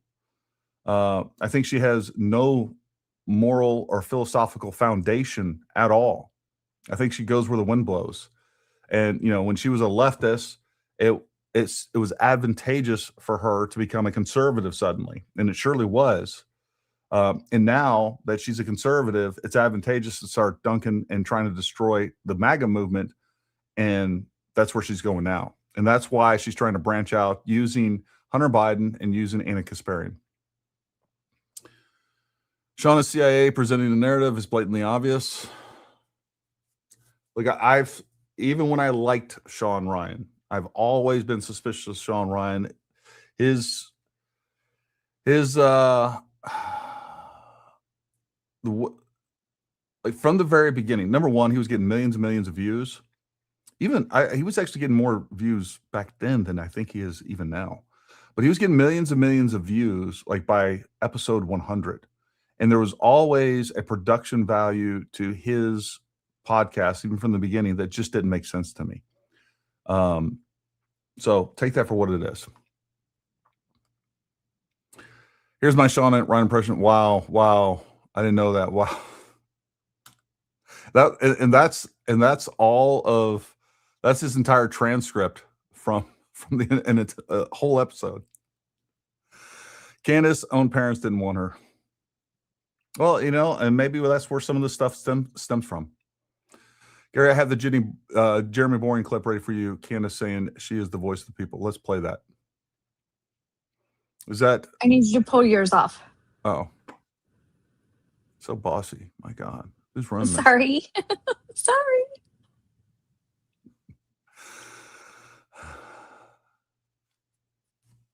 Play it. I don't want my rock stars to be on edge. I don't want my rock star to go home or to go to a hotel and have a cup of cocoa in an early night. I want him to be out living my dreams, right? Yeah. My political influencers? I don't want my political influencers to be like that. I want my political influencers to be like someone like Ben. I may disagree with Ben on certain things, but I know that he's consistent, he's logical, the same with Constantine. But when you have political influencers like Candace, like Candace and Tucker, that's another package entirely, isn't it? Yeah, well, I'd be careful about conflating Candace with Tucker. Candace Owens is engaged in a, as I see it. The Sermon on the Mount is the longest continuous discourse attributed to Christ in the Gospels, and it's widely regarded as. Candace is engaged in a project of self-aggrandizement. I've asked Candace on 2 separate occasions, what do you actually believe? And on both occasions, she told me, I believe what the people believe. I am the voice of the people. Never mind that that's a completely amoral statement. Never mind that I don't know who the people are in this conversation. Never mind that the people, whoever they are, can obviously be wrong. Candace is actually saying something somewhat profound. She's saying, I will say whatever gets the most reward. She may not even know that that's what she's saying, but she's articulating audience capture as a virtue. Tucker Carlson, I don't believe Tucker Carlson's engaged in audience capture. I think Tucker Carlson is part of a small cohort of people. Cohort includes Marjorie Taylor Greene. Cohort includes Steve Bannon. Cohort includes Nick Fuentes, although I'm not saying that Nick Fuentes and Tucker Carlson believe all of the same things. But these are people engaged in an actual political project. These are people who are engaged in trying to create a new American majority premised on left-wing economic populism and right-wing social populism. You can say what you want about that, whether it's good or bad. You can say what you want about it, but it is a political enterprise. They believe that they can create a majority and that majority can rule the country, and it's a new vision. Yeah, no, that's exactly what I've been saying. People, and this is what they believe. They believe they can fracture the right to the point where they can replicate what MAGA did to the Republican Party.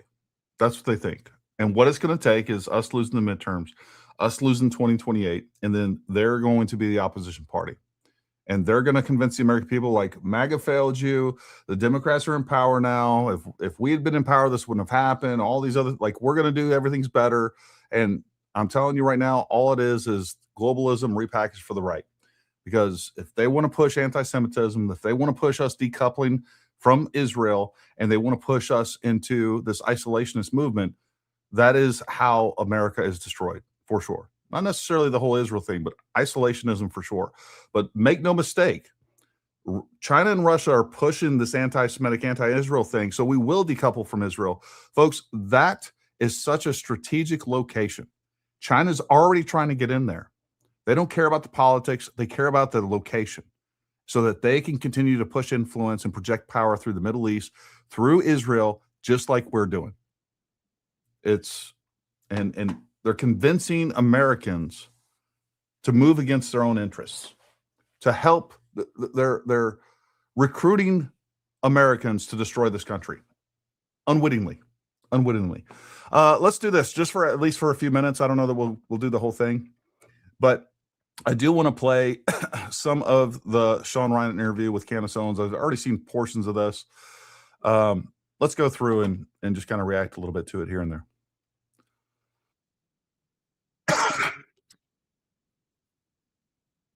Gary, it's not on the screen. Oh. All this stuff about the past year or two. Mm-hmm. So where'd you grow up? So I was born in New York, in White Plains. That's actually where my mother, Rye, White Plains area, and then which is just kind of outside of the city. Right. It's kind of like if you have a job as a child. What did you want to become? Gosh, what was the first, like, as soon as I learned about Egypt, I had this weird wanting to be like, oh, and you'll probably say appropriately, I then was convinced I was going to be a lawyer. I wanted to be a lawyer. Definitely see that. And I would have made a really good lawyer. No, she wouldn't have.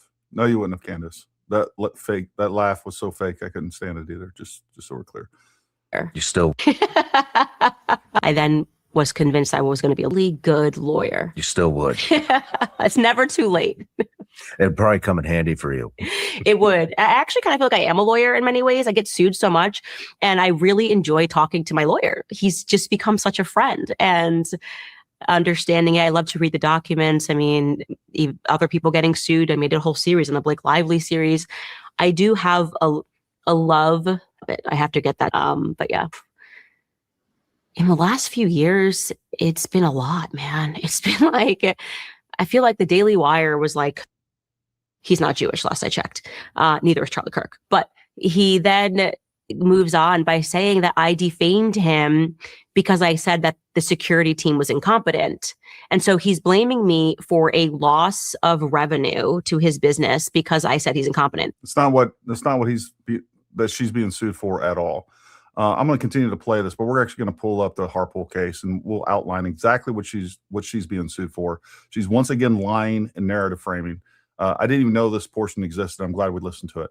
Now, I would generally say if you have a business and your job is to provide security, what a lie. And your client dies on the job, that might be the reason you're not getting many clients. I'm not saying I'm a genius, but I don't think people will be lining up to hire the same security people that guarded Charlie Kirk on September 10th. But he thinks it's actually because of me calling him, among many other things, calling him incompetent, asking questions about why they didn't have people on the rooftop that day, saying that like the support they supplied to Charlie's neck was inadequate. I mean, just things that you can see with your own eyes as they're handing him to the car, as they're like holding him to the car, him saying on your show that they didn't provide CPR because he had to stop the bleeding. I have questions about that. If your heart stops, what's it matter if you stop the bleeding? So I'm going to stand by my assessment that he was incompetent.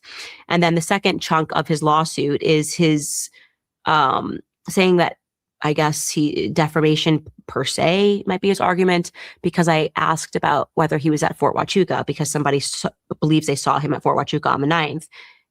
But he admits in a lawsuit that I texted him 4 times asking him just to say yes or no. So I could just, very quickly say, oh, I reached out to him. He said it wasn't him, but his reason for why he didn't. All right. So let's go over here for a second and actually kind of, dip our toes in some reality over here. I'll just make sure this is, yep. So it's showing, and I'll actually increase magnification on this. All right.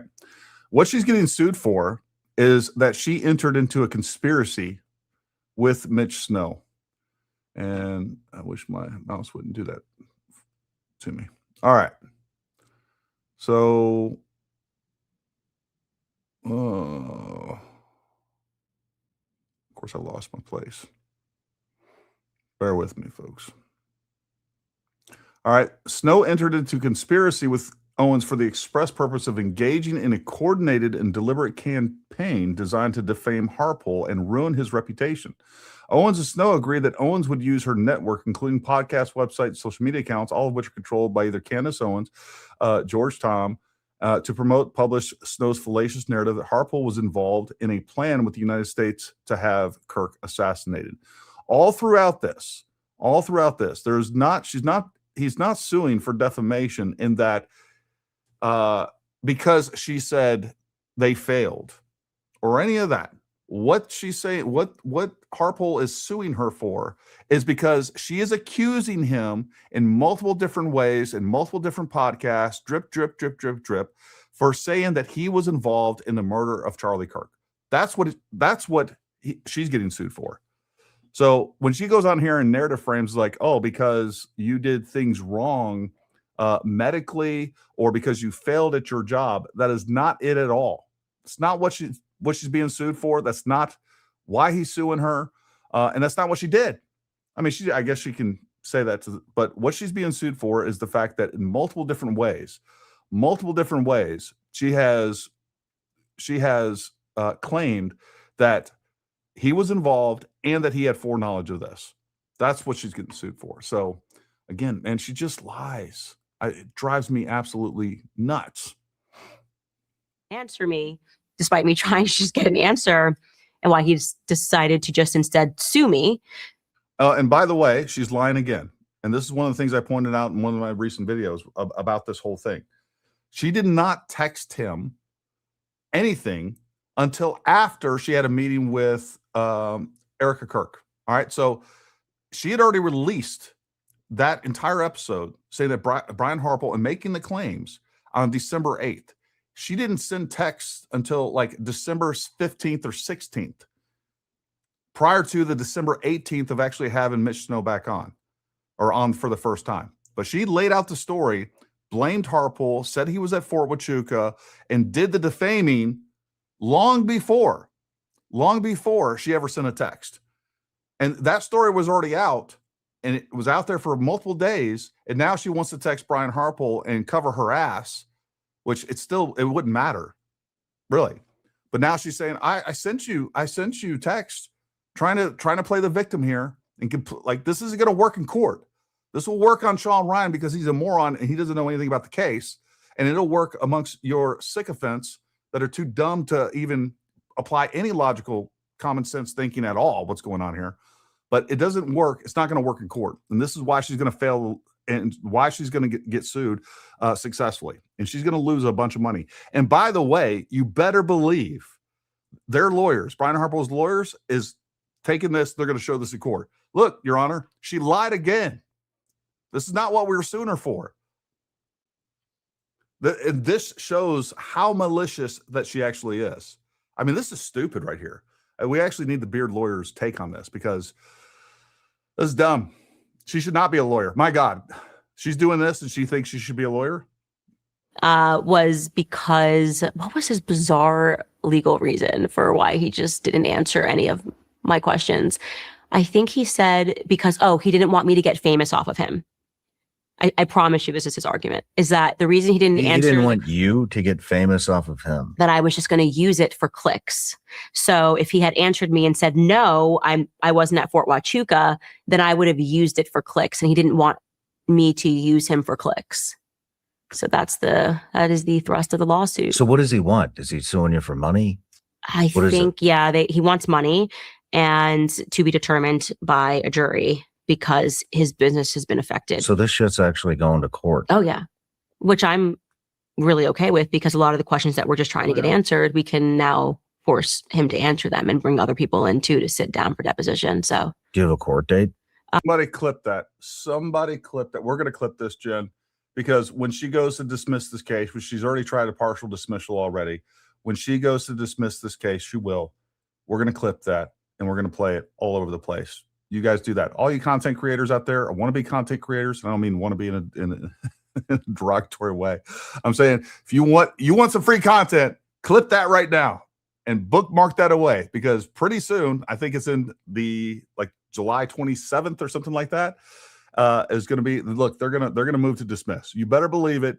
So clip that, put it away, get ready to fire that up. Not yet, because we still have to, I think actually, don't quote me on that. I have to check in with my lawyers. We might have I think we have something coming up where we have to file our response like the next coming weeks or something. Where will it happen? Here in Nashville? Yeah, he's got to sue me here. This is where I defamed him, apparently. So I didn't know. Did he tell you he was really felt like he had to do the show because of me? It's very strange. I didn't get that. Yeah, it would have been weird because I never talked about him. So that didn't happen when he was on her show. All right, Brian Harpole was on Sean Ryan's show in November. So the Fort Huachuca story didn't exist. Hey, can I come on because of Candace not talking about me? You think it'll go the distance, or you think they'll just drop suit? I think they filed it in such a sloppy manner that they're hoping the court drops it. And then they can say, well, we tried, we were telling the truth. And there is a lot of that in the court system where people file for PR reasons. I mean, Brigitte is a perfect example of that, where you're doing something that you kind of know you can't win in court, but it allows you to then say, well, we really tried. And obviously we must have been telling the truth or we wouldn't have sued. And that's not the case. I have not changed my mind about Brian Harpole, and I was very thorough and we're dealing with right now. Yeah, keep thinking that, Candace. Trying to just get him to give me a response. I would have happily taken a response from him, and he still hasn't offered one. He just sued me. Do they have? Again, she was given his itineraries and the flight schedule, and Erica Kirk telling her that Brian Harpole wasn't there. She's not sharing this now. She didn't share it then, and I don't care if she believes it. All right, if just being fair and balanced, you should offer that information to your viewers and to Sean so that he can come to his own conclusion. Well, technically, I met with Erica on the 15th. By the way, that was 7 days after I aired the initial episode where I defamed him. And Erica did provide me information saying that Brian Harpole wasn't there. So then the next day I texted Brian Harpole multiple times asking him for a response to that. In lieu of no response, what we did was we went ahead and aired the episode on the 18th where we continued to defame Brian Harpole and claim that he was in on the murder of Charlie Kirk. That's what's going on here. She doesn't have an honest bone in her body. Any other clients? I don't know. He hasn't, since it was just the initial filing, we haven't gotten into the details of who's not booking him or if someone dropped him. But that would just, to me, seem like common sense, especially when you say, if you watched his interview with you, you wouldn't book him. It's just the presentation. I'm just curious. Yeah. What did the defamation do? Is he still working for TPSU? He's not. My understanding is he's not still working for Turning Point USA. And I did hear through the grapevine that they sent him a cease and desist after all of the flack that he got for his various appearances, things that he was saying that was just making things worse because he doesn't sound honest when he speaks. He's not clear. And he's also dishonest. He said, even when I was watching your show, and that was one of the reasons we covered it, was because we instantly learned he presented those messages when you asked him about the rooftop. He shows these messages, and then he says, what am I supposed to do with that? The implication being that this is a conversation he was having, but it wasn't. He was showing you Dan Flood's text messages. So that was strange. And so the discussion wasn't even about Losi Center. The discussion was about the walkway above Charlie. So it seemed of soil. And then the next day, the pavers came in and put in the pavers. That's not normal. You have the same group of people that do both. So they wanted. What? You have the same people that do both? Maybe sometimes, but there's companies that are freaking are going to extricate that soil and then have it set up to where you can put paper. That's not weird at all. Excavation companies do that all the time. She just talks out of her ass so much and comes to conclusions based on incorrect information all the time, and then says it and delivers it with such veracity and with this is factual, this is definitive, take it to the bank, and it's wrong every single time. they had the dirt removed first, and so we'd have to imagine that happened Saturday at the latest, right? And because then by Sunday morning, the guy who had to put together a ragtag team to do the paving, he did an interview and spoke about it and said he was told that the instructions were coming down from the governor of Utah and Kash Patel's office. Probably What do a you good guy think to would put have been on in the the stand. soil? I've taken a long time to get to a place where I wanted to put forth a theory on what happened that day. I think there is a lot of evidence that they would have found explosives, which, if I guess the way PETN is said is like, what do you guys say? Petin. I'm trying to learn all of the inside terms and sound like I know what I'm talking about on all the military guy stuff. But if Petin was the explosive that was used, and I think there is a strong theory that should be explored. That you know what she's not talking to Sean Ryan about? Fort Huachuca at all. Don't you think this would be a good time? Like, hey, let me lay this scenario out for you and tell me if you think it's legit, Sean. We have freaking Harry Myers, Mitch Snow, accidentally walk into a skiff and come across this military briefing that is alleged to be the final brief for the assassination of Charlie Kirk, where you have conventional forces planning the assassination of Charlie Kirk, a U.S. citizen on U.S. soil. Do you think that happened? And then Brian Harpel was there. Erica Kirk was there the night before, I guess. I don't know why she wouldn't be there. Like, I don't even know what's going on with this. Like, there's not even a cohesive story that goes behind it. But all you got to do is lay that out to Sean Ryan, who's been in secure facilities, that knows how these operational things take place. She doesn't. And of course she wouldn't. I don't even know what Sean Ryan would say. I don't know. Maybe that's real. Maybe, I don't even know at this point. Like, he knows zero. He does zero research behind any of this stuff. Sean, you should be ashamed. You should know the facts behind this stuff before you get somebody in there. And that way you can actually, you don't have to be rude or push back. Just like, okay, so what exactly happened? Well, that's not how I saw it, because I actually know the facts of this. And I saw how little research or knowledge he had on this case when he was actually interviewing Brian Harpel. He knew none of the key players. He knew nothing that happened on the ground. Like, there's nothing. He does nothing when it comes to this. He just sits there and makes a comment about once every 20 minutes. No way. Are you serious? No way. Right? Oh, like, I don't even know what's going on here. A shaped charge was used to kill him, and that what killed him was on him. If you look into Petin, it is pretty resistant. It stays on soil. There you can read tons of articles about it. You just have to remove the soil. So you think that I think there was explosives. I think that explains, as I was unpacking on my show.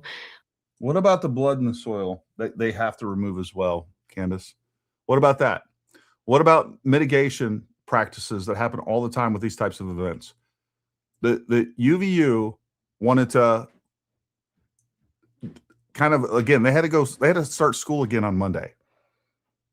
So, like, going in there, this is standard practice, is recommended by insurance companies to mitigate and renovate an area so it's less traumatic. Like, these are common practices. What about that? And this is the problem that I have with her, Baron Coleman, and all these other people. Every single time, there are multiple options on the table that could be a plausible. And by the way, they're almost all the other options are almost always more plausible than the one that they pick. But they always pick that one, act like that's the only option. It's the worst case scenario. They had to get rid of the soil because there was explosives in it. There's no other reason, no other reason possible. No, but they're only going to present that one. They seed that into people's minds, and they pollute and distort reality every single time. A lot of the holes in the story that didn't make sense, if you run the theory that he was killed with a Petin shaped charge, then they all suddenly start to make sense. Why they wouldn't bring the bomb dogs over to where Charlie died. Or I know another story that makes everything make sense. Tyler Robinson shot Charlie Kirk because he was a trans activist that hated what Charlie Kirk said about trans people.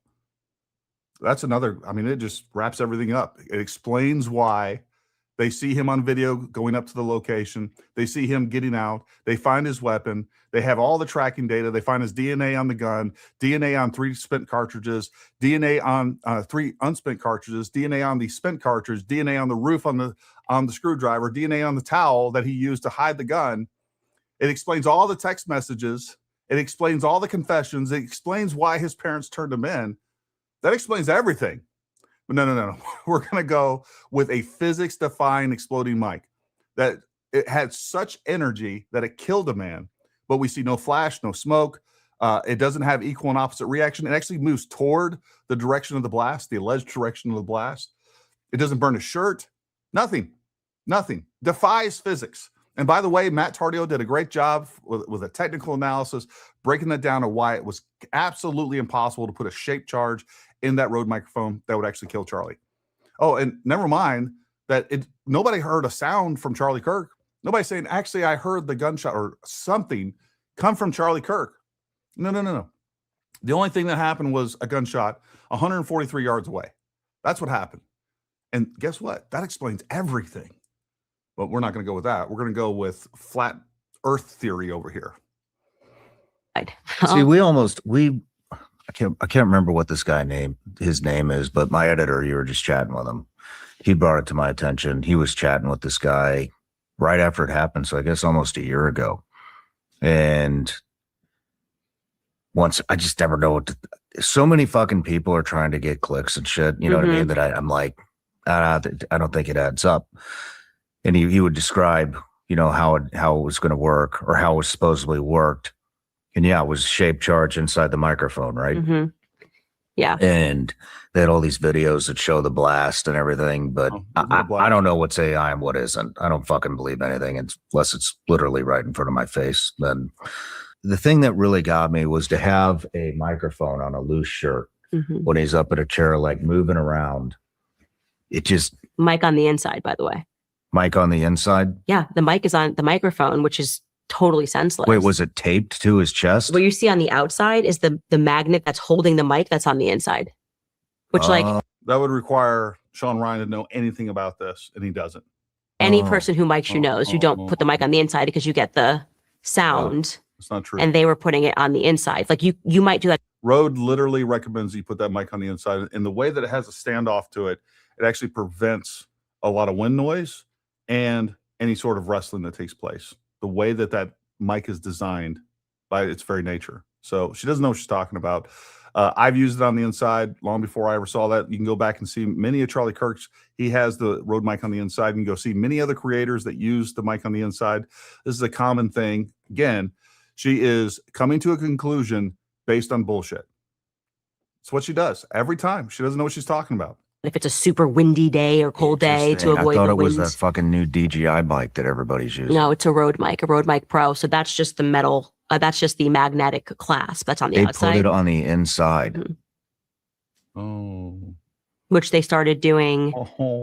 It was a new thing. It was a new thing. It was just a new thing that they were doing. And so how long have you been tracking this? How long had I been tracking? Microphone thing. I always tried to approach things with just, what do I observe of Charlie dying? The first thing I thought was that he friction of his body. And I saw that his necklace broke before he was hit. I always thought that was so strange. I was like, somebody explain to me why if someone shot him from above, his necklace would break first and whip this way because necklace whips. Folks, they have to completely recreate events and recreate history altogether to make their BS even make sense. And that's what they do every single time. And it's so obvious. If you follow this, and I have multiple videos that I could show, and I'm not going to, but he is clearly hit. Then the necklace whips. Everything, like the order of events make perfect sense. The problem is that you're trying to interpret a extremely high energy, high speed event looking through 30 frames per second. 98.4% of what actually has happened is lost in between frames. It is. And like these people they don't care. They're not trying to find the truth. They're trying to find ways to create a narrative. This way. And then he gets hit. And then and I was like, so I just, in my head, and I was assuming that it was a gun, was like, I think someone was under him. Like, that's the only thing that would explain his shirt doing whatever. And then I saw John Bray, who you're referring to. He was online and he was talking about this explosive. And I saw that and I was like, in my head, with my limited knowledge on what he was speaking about, I went, oh, well, it's not going to be explosive, because then if it was a bomb, Charlie would have been burned and charred. And I knew that his body was not burned and charred. And so I kept following him. And what happened was we got exclusively the car photos, and the car that transported Charlie to the hospital. It's sent for evidence. Well, what looked to my ex, he said, I just watched your episode. That's exactly what I was looking for to support my theory. And then I said, what do you mean? He said, I've been saying that his road mic was rigged, but in order for my theory to be true, the road mic would have had to explode into a million pieces, and that would have been on Charlie, and they would have had to get that off of him in the car. And so I went, well, why would they have left it in the car? If that was like, you don't think they would sweep that up? And ask him what's up. Like, maybe there's a reason. Maybe, and I assumed he was going to say something like, the police asked me to. I don't know. You want to see the footage? Instead, he was the first person that made me realize something was very wrong, because he was very nervous on the phone. I asked him if I could see the back footage just to like clarify with people, like, looking out for you, Terrell. I can tell them what's going on. And his energy was just completely wrong. He came up with it. Oh no. I mean, he just watched his friend and boss murdered. He just saw an extremely traumatic event and went through it and was a victim of it. But, she's interpreting all, and Terrell, I'm Candace Owens. I'm here to help. A million excuses why I couldn't see the back footage. He told me he didn't know how to send a file. I'm like, Terrell, you run an audiovisual company. You know how to send a file. Then he told me, oh yeah, I do know how to send a file, but Google's going to hack you if you send me. And then he said, well, I grabbed the camera for error. Said his death was live streamed. Relive her husband dying over and over again. Maybe he doesn't want to send you the damn file, Candace. And you're just sitting there guilting him and coercing him to do so. And I said, his death was live streamed. Everyone saw Charlie die. The back footage is not like, that's not going to be anything. So I knew something was wrong with the back footage. And I kept pressing him for 2 days and finally record on the face. I just didn't know, but just my instincts. And someone on my team was like, you should record this. And I recorded it. And the first thing I thought that was so strange was there was no blood. The bullet didn't go through. There was no blood. Charlie's shirt was crisp white from the moment he went down. And I went, that's odd. There's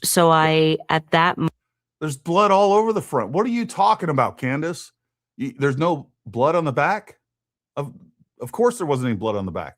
We had a round that didn't have an exit wound. There was plenty of blood. And by the way, there's plenty of blood on the shirt. There's plenty of pictures that I have that I can show you. There's plenty of blood on the shirt. There's plenty of blood on the security team. All of those things exist. And she knows they exist. I know she's seen them, but she doesn't. She's pushing the narrative once again. Moment, recorded it, had it, hung up with him, told my audience what I saw, and it creates, I guess, just a bit of a distraction. Does that scare you? I mean, you seem fearless. We're all here for a blip. And I think it's not about not having any fears. It's about what scares me more. See, do you think this needed to happen? What needed to happen? This veil to be lifted. Yeah, I have to believe that.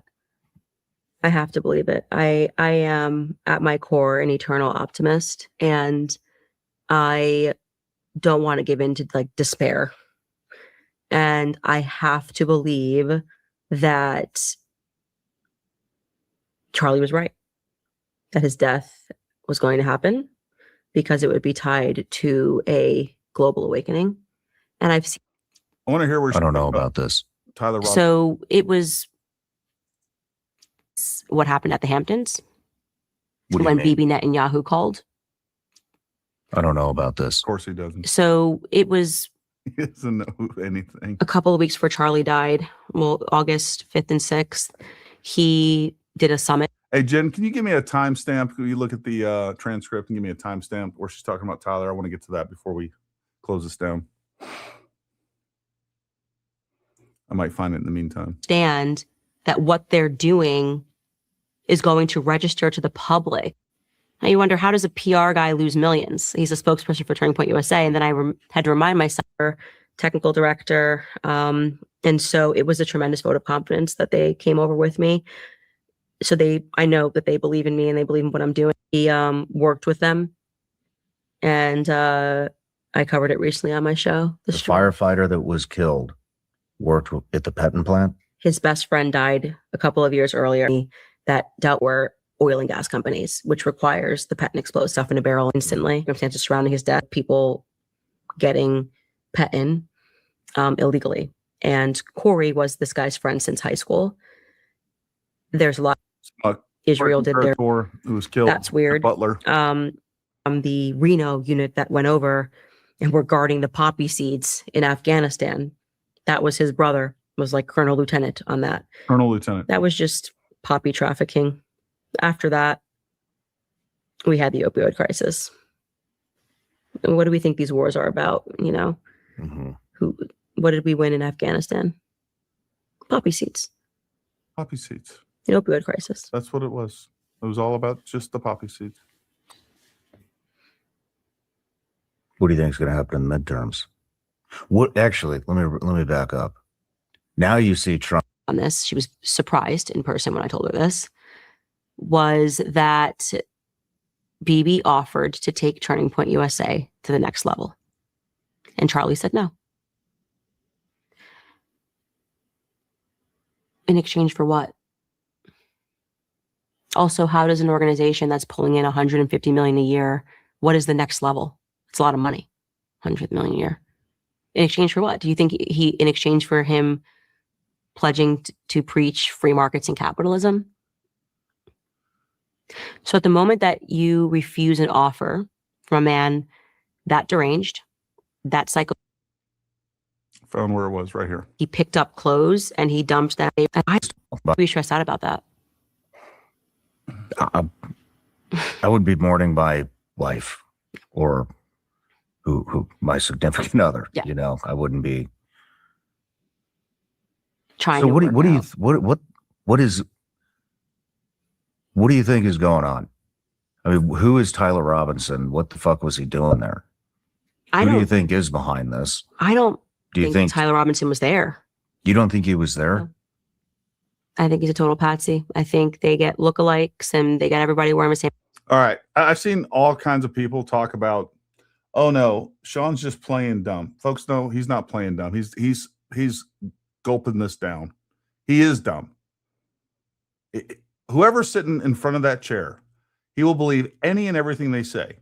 And the next person come in and say the exact same thing or the exact opposite of what he was just told a week ago, and he'll believe exactly what they like.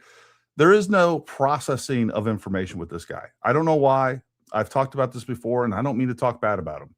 All right, look, he's had TBIs or likely has had TBIs. Everybody in special operations has, just from the explosives that we used, breaches, breaching charges, flashbangs, like he has TBIs. On top of that, he's admitted multiple times that he's abused alcohol and drugs. So I don't know what's happening cognitively there, but I can tell you this guy right here is tofu. You can add whatever flavor that you want to, and you can convince him of anything that you'd like to, and he'll be convinced of that for 5 minutes until he hears something else from somebody else. That's what he is. And he doesn't research any of this stuff. He doesn't know anything about this. But I think he played a role, and I believe that what he did was he picked up clothes and he dumped them behind the Dairy Queen. I think he had a role, but I do not believe that Tyler Robinson is the person who was walking in that staircase. I do not believe the person walking in the staircase was even the person that we saw running off of the roof. I don't even know what day that person was running off the roof, because there's only one eyewitness to him having been on the roof, and the person who says that he saw him crouching low, the person that shared the video. She doesn't even know what day this person was running off the roof. Folks, she is a chaos agent. She's a misinformation agent that all she does is poison the well. Of the guy on the roof and was like, look up here. somebody just got up there. I spoke to that individual, and he never saw a shot fired, never said that he saw a shot fired, knows about weapons, and finds it really unusual that the prosecution hasn't reached out to him. So I don't know what happened. I just know what didn't happen. And I feel confident stating that Tyler Robinson did not murder Charlie Kirk, whether or not he was an accessory to the crime. Do I believe he was at Dairy Queen dropping off clothes? Yeah. How did he get mixed up in that? I don't know. Maybe he was blackmailed. Maybe he got involved in some weird stuff online. That's the easiest way for the feds to blackmail someone. I think his roommate is a federal asset, Lance Twiggs. The person. Why do you think that? Because the police didn't even question him, which is bonkers. Yeah, Lance Twiggs. I spoke to Lance Twiggs, his family, and they think he's involved. And they don't understand why the police just sat him down for a few hours and then let him go. And they said he's involved in a lot of bad stuff. He lived with them for a little bit, that he's into, weird categories of pornography. All right, let's take a look at this. Let me remove this for a minute. All right, this is the picture that guy gave us. It's actually a video. He's like 400 feet away, folks. He zooms all the way in. He's far away. Can we see a rifle? Is it plausible that a shot was taken and he never saw it? And by the way, he actually brings the camera down before any shot is actually taken. So it is absolutely plausible that and understand this, the further that if he's walking toward that building, which he was, the closer he gets, the less he can see of that, just because of the angle. So you can't see a barrel or anything there now. Why would this guy ever see? Why would he have seen a shot? He wouldn't. It's obscured, folks. So again, she's never presenting the facts. She's not. She's twisting things every single time. Every single time. And no one ever calls her out on it. As well. And so they were shocked that the police just had never had any interest in Lance Twiggs. And he is crucial to the story that they're trying to tell as the roommate. If you're dating, you could easily set up somebody that you're dating. And what evidence is there that Lance Twiggs was there? I mean, the answer is there is none.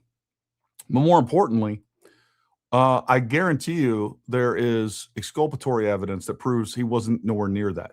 He probably had his phone there. I don't know. It could be video surveillance footage around his apartment complex. He probably has a pretty good alibi, but they don't ever consider that. And if he doesn't, let's talk about it.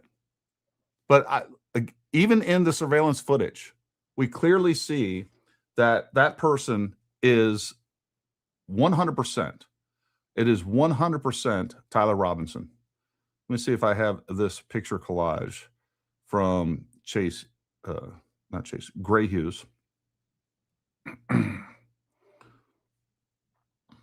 not trying to search anything. I'm looking here.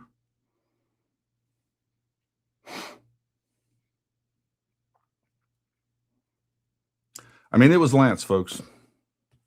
It was Tyler Robinson. 100%. Matter of fact, I'm going to go ahead and do that. We're going to go to Gray Hughes. I'm going to pull that up just so everybody can see. And you can determine for yourself. It's worth the time. And then we will cut it off right there. Let me go. And if you guys are following Gray Hughes, make sure you guys go follow Gray Hughes. He is as factual as they get. And he has done such a great job breaking this down. He's recreated this with animation. He's done just a lot of work with this. Let me see if I can find the right video real quick.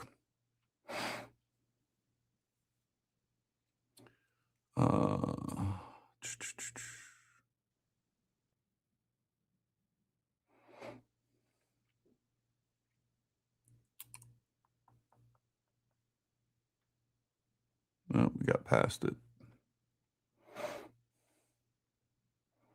You guys tell me what you think down in the comments below. I'll start taking some comments before we call it a day. Where is that video where it says it's him?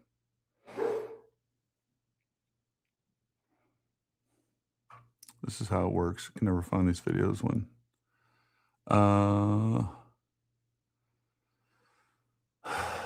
there's this one.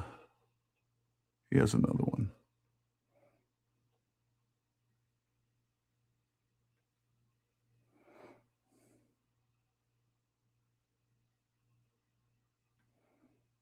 Maybe it was one he made later.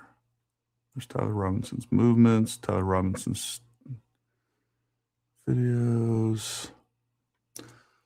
Let me see.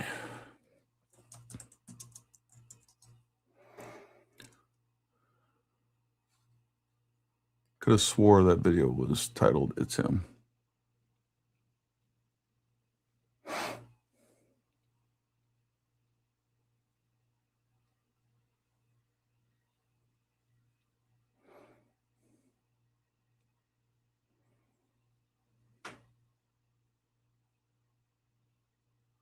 Yeah, we'll go here. Reasons that it's a here we go. person that it could. All right, look at that, people. Look at that. It's him. It's him. Let's even go through his commentary real quick. To sit here and pretend this is Lance Twiggs when we know it's not. But these people just, and they know this. They know this. They probably have seen all of this footage, but they don't want to show it to you. You can't really tell because of the angle. People mention, oh, it looks like it's folded over at the top. We really don't know what we're looking at because it's kind of a grainy video. But overall, when you look at this, it's pretty obvious that it's the same person. All right. So I hope my analysis of the video made sense to you guys. I think it absolutely shows that the person wearing the maroon shirt and the person wearing all dark is the same person. All right, I'm even going to throw this down in the chat below so that you guys can watch the full video because he goes in further depth about what's going on there. Go check that out. Go check that out. We'll get to some final questions here, and I am curious to see what you guys think about all of that. I'll happily go on Sean's show. As a matter of fact, I would love just a phone call with Sean. I hope that Sean is acting in good faith and wants to get the correct information out there. So I would just like to have a phone call with Sean or even a video chat. I'll go through all of this with him. I'll sit on that phone with him and treat him like a friend and go through from beginning to end of what actually happened so that he is armed with the facts and he's not, at least we have the full picture and not just Candace Owens' version of this, which is completely distorted. Gary just summed that up in a simple sentence with zero conspiracy. Tyler hated Charlie's opinions. He did. He said it. Admitted to it. That was part of his admission. She is loving this. She can perform his act in dumbbell. Ryan just sits there. He's thick in the skull. Like the fact that he doesn't even challenge her on the shape charge nonsense. But you know, to his defense, he doesn't know what to, like, I don't think he's watched any of the videos. He doesn't know anything about this case. So she can tell him, you know, there was freaking French Foreign Legion parachuting down right in the middle and shot Charlie, you know. She can say it's freaking invisible lasers from a Jew base on the moon. So Charlie was right because his death would be tied to a global awakening. Candace language mimics Mappin, Duke, and Q. The woman on Caleb Hammer who believes Candace Owens also signals. She follows Q's stuff. I've said that from the beginning. So many of her followers, and maybe even her, are leftovers from the QAnon. And no, I don't mean like the legitimate Q. I've been educated that there's a difference, but again, some of the stuff gets really crazy. Candace and Barron hide evidence from the public. She claims she sat on the video for 7 months where Charlie said he wanted Erica to replace him and now claims to have sat on evidence of Mike. Yeah, like she sits on all this evidence. The video from the rear proves that he was shot. That's what that proves. and she can try to spin it any way that she wants. But that's why she hasn't shown it. Thank you for your service. Thank you, buddy. We appreciate you guys. Gary, is it true that you are on a TPUSA website? No, I'm not on a TPUSA website. I appeared on a TPUSA on their, as far as I know, I'm not on one of their TPUS websites. I have no affiliation with TPUSA. I'm just as likely on a TPUSA website. I'm actually more likely to be on Alex Jones' website than I am on a TPUSA website, because I went on Alex Jones 3 different times. I've been on a TPUSA affiliate, which was the Charlie Kirk Show one time. One time I've appeared as a guest. So if I am, that's why it's there. No affiliation with them whatsoever, other than I've gone on their show. Has it been confirmed that the video, the figure of the guy perched on the roof is the same roof and where TR took the shot? Yes, that is confirmed. And if you'd like, hey, Jen, you pulled up that video the other day. I wish we had saved it, and make sure that we clip it. The video of what I just showed, this picture right here. Not that one. This picture right here. The video that goes with that. So if you can find that, I appreciate it. But I can show you exactly where that is. Let's go to Google Earth real quick, and I'll show you. And you can see in the video where that shot is taken from, that picture is taken from. And I will pull this up real quick. And we will share this one instead. All right, so we have Google Earth right here. Let's zoom down in here. All right, so this is where he took the shot from, right about there. And let me show you where that video was taken from.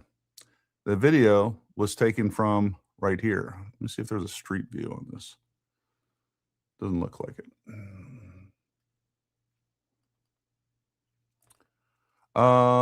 Anyways, there's not a street view on this. So, oops, let's zoom out here.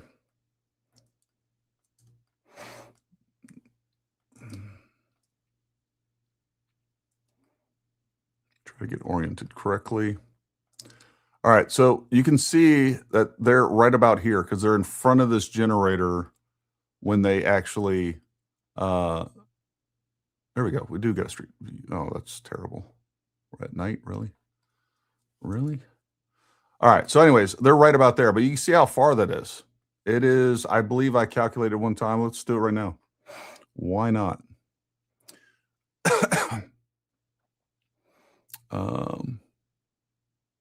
There we go.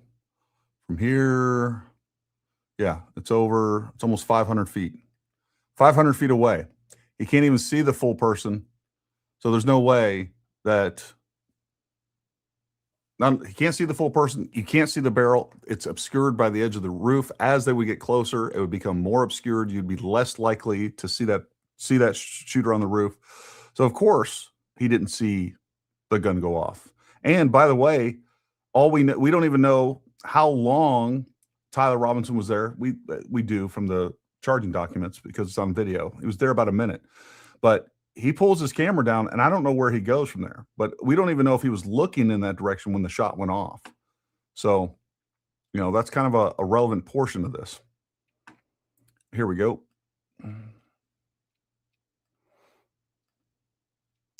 Here's the actual video. If you will, make that full screen. Play it. So you can see there's that generator. And look how far they're zooming in on this. And Jen, make sure to grab this video, or if we can find one without writing, that'd be great too. But it's too far away.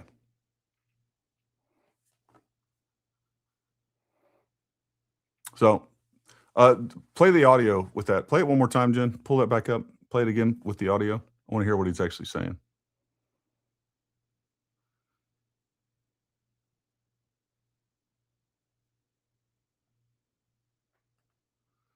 I do believe is the guy who asked the last question was practicing his shocked moment beforehand, was working with Tyler. Just my opinion. Yeah, I'm trying to think of that guy's name. It was the last question. It wouldn't I wouldn't be surprised by that at all. That guy is a loony leftist as well, and they are looking into that. When Kash Patel testified before Congress, he said they're looking into like 30 other people, and those investigations are still going on. So we might end up finding more conspirators. We'll see. We'll see. I do think it's unlikely that this happened in a vacuum, for sure. All right. Jen, if you can pull that. All right. Whether you pull it up or not, it's not a big deal. Not a big deal. Let me take a couple of live questions and then we'll close this down.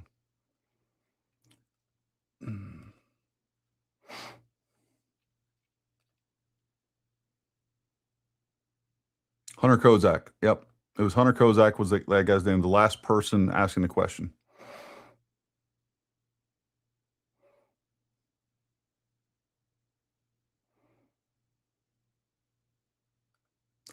Rumor has it Tyler Robinson was moonlighting in a Dairy Queen behind Lance's back, slinging French fries and making blizzards. He could easily pick up other dudes.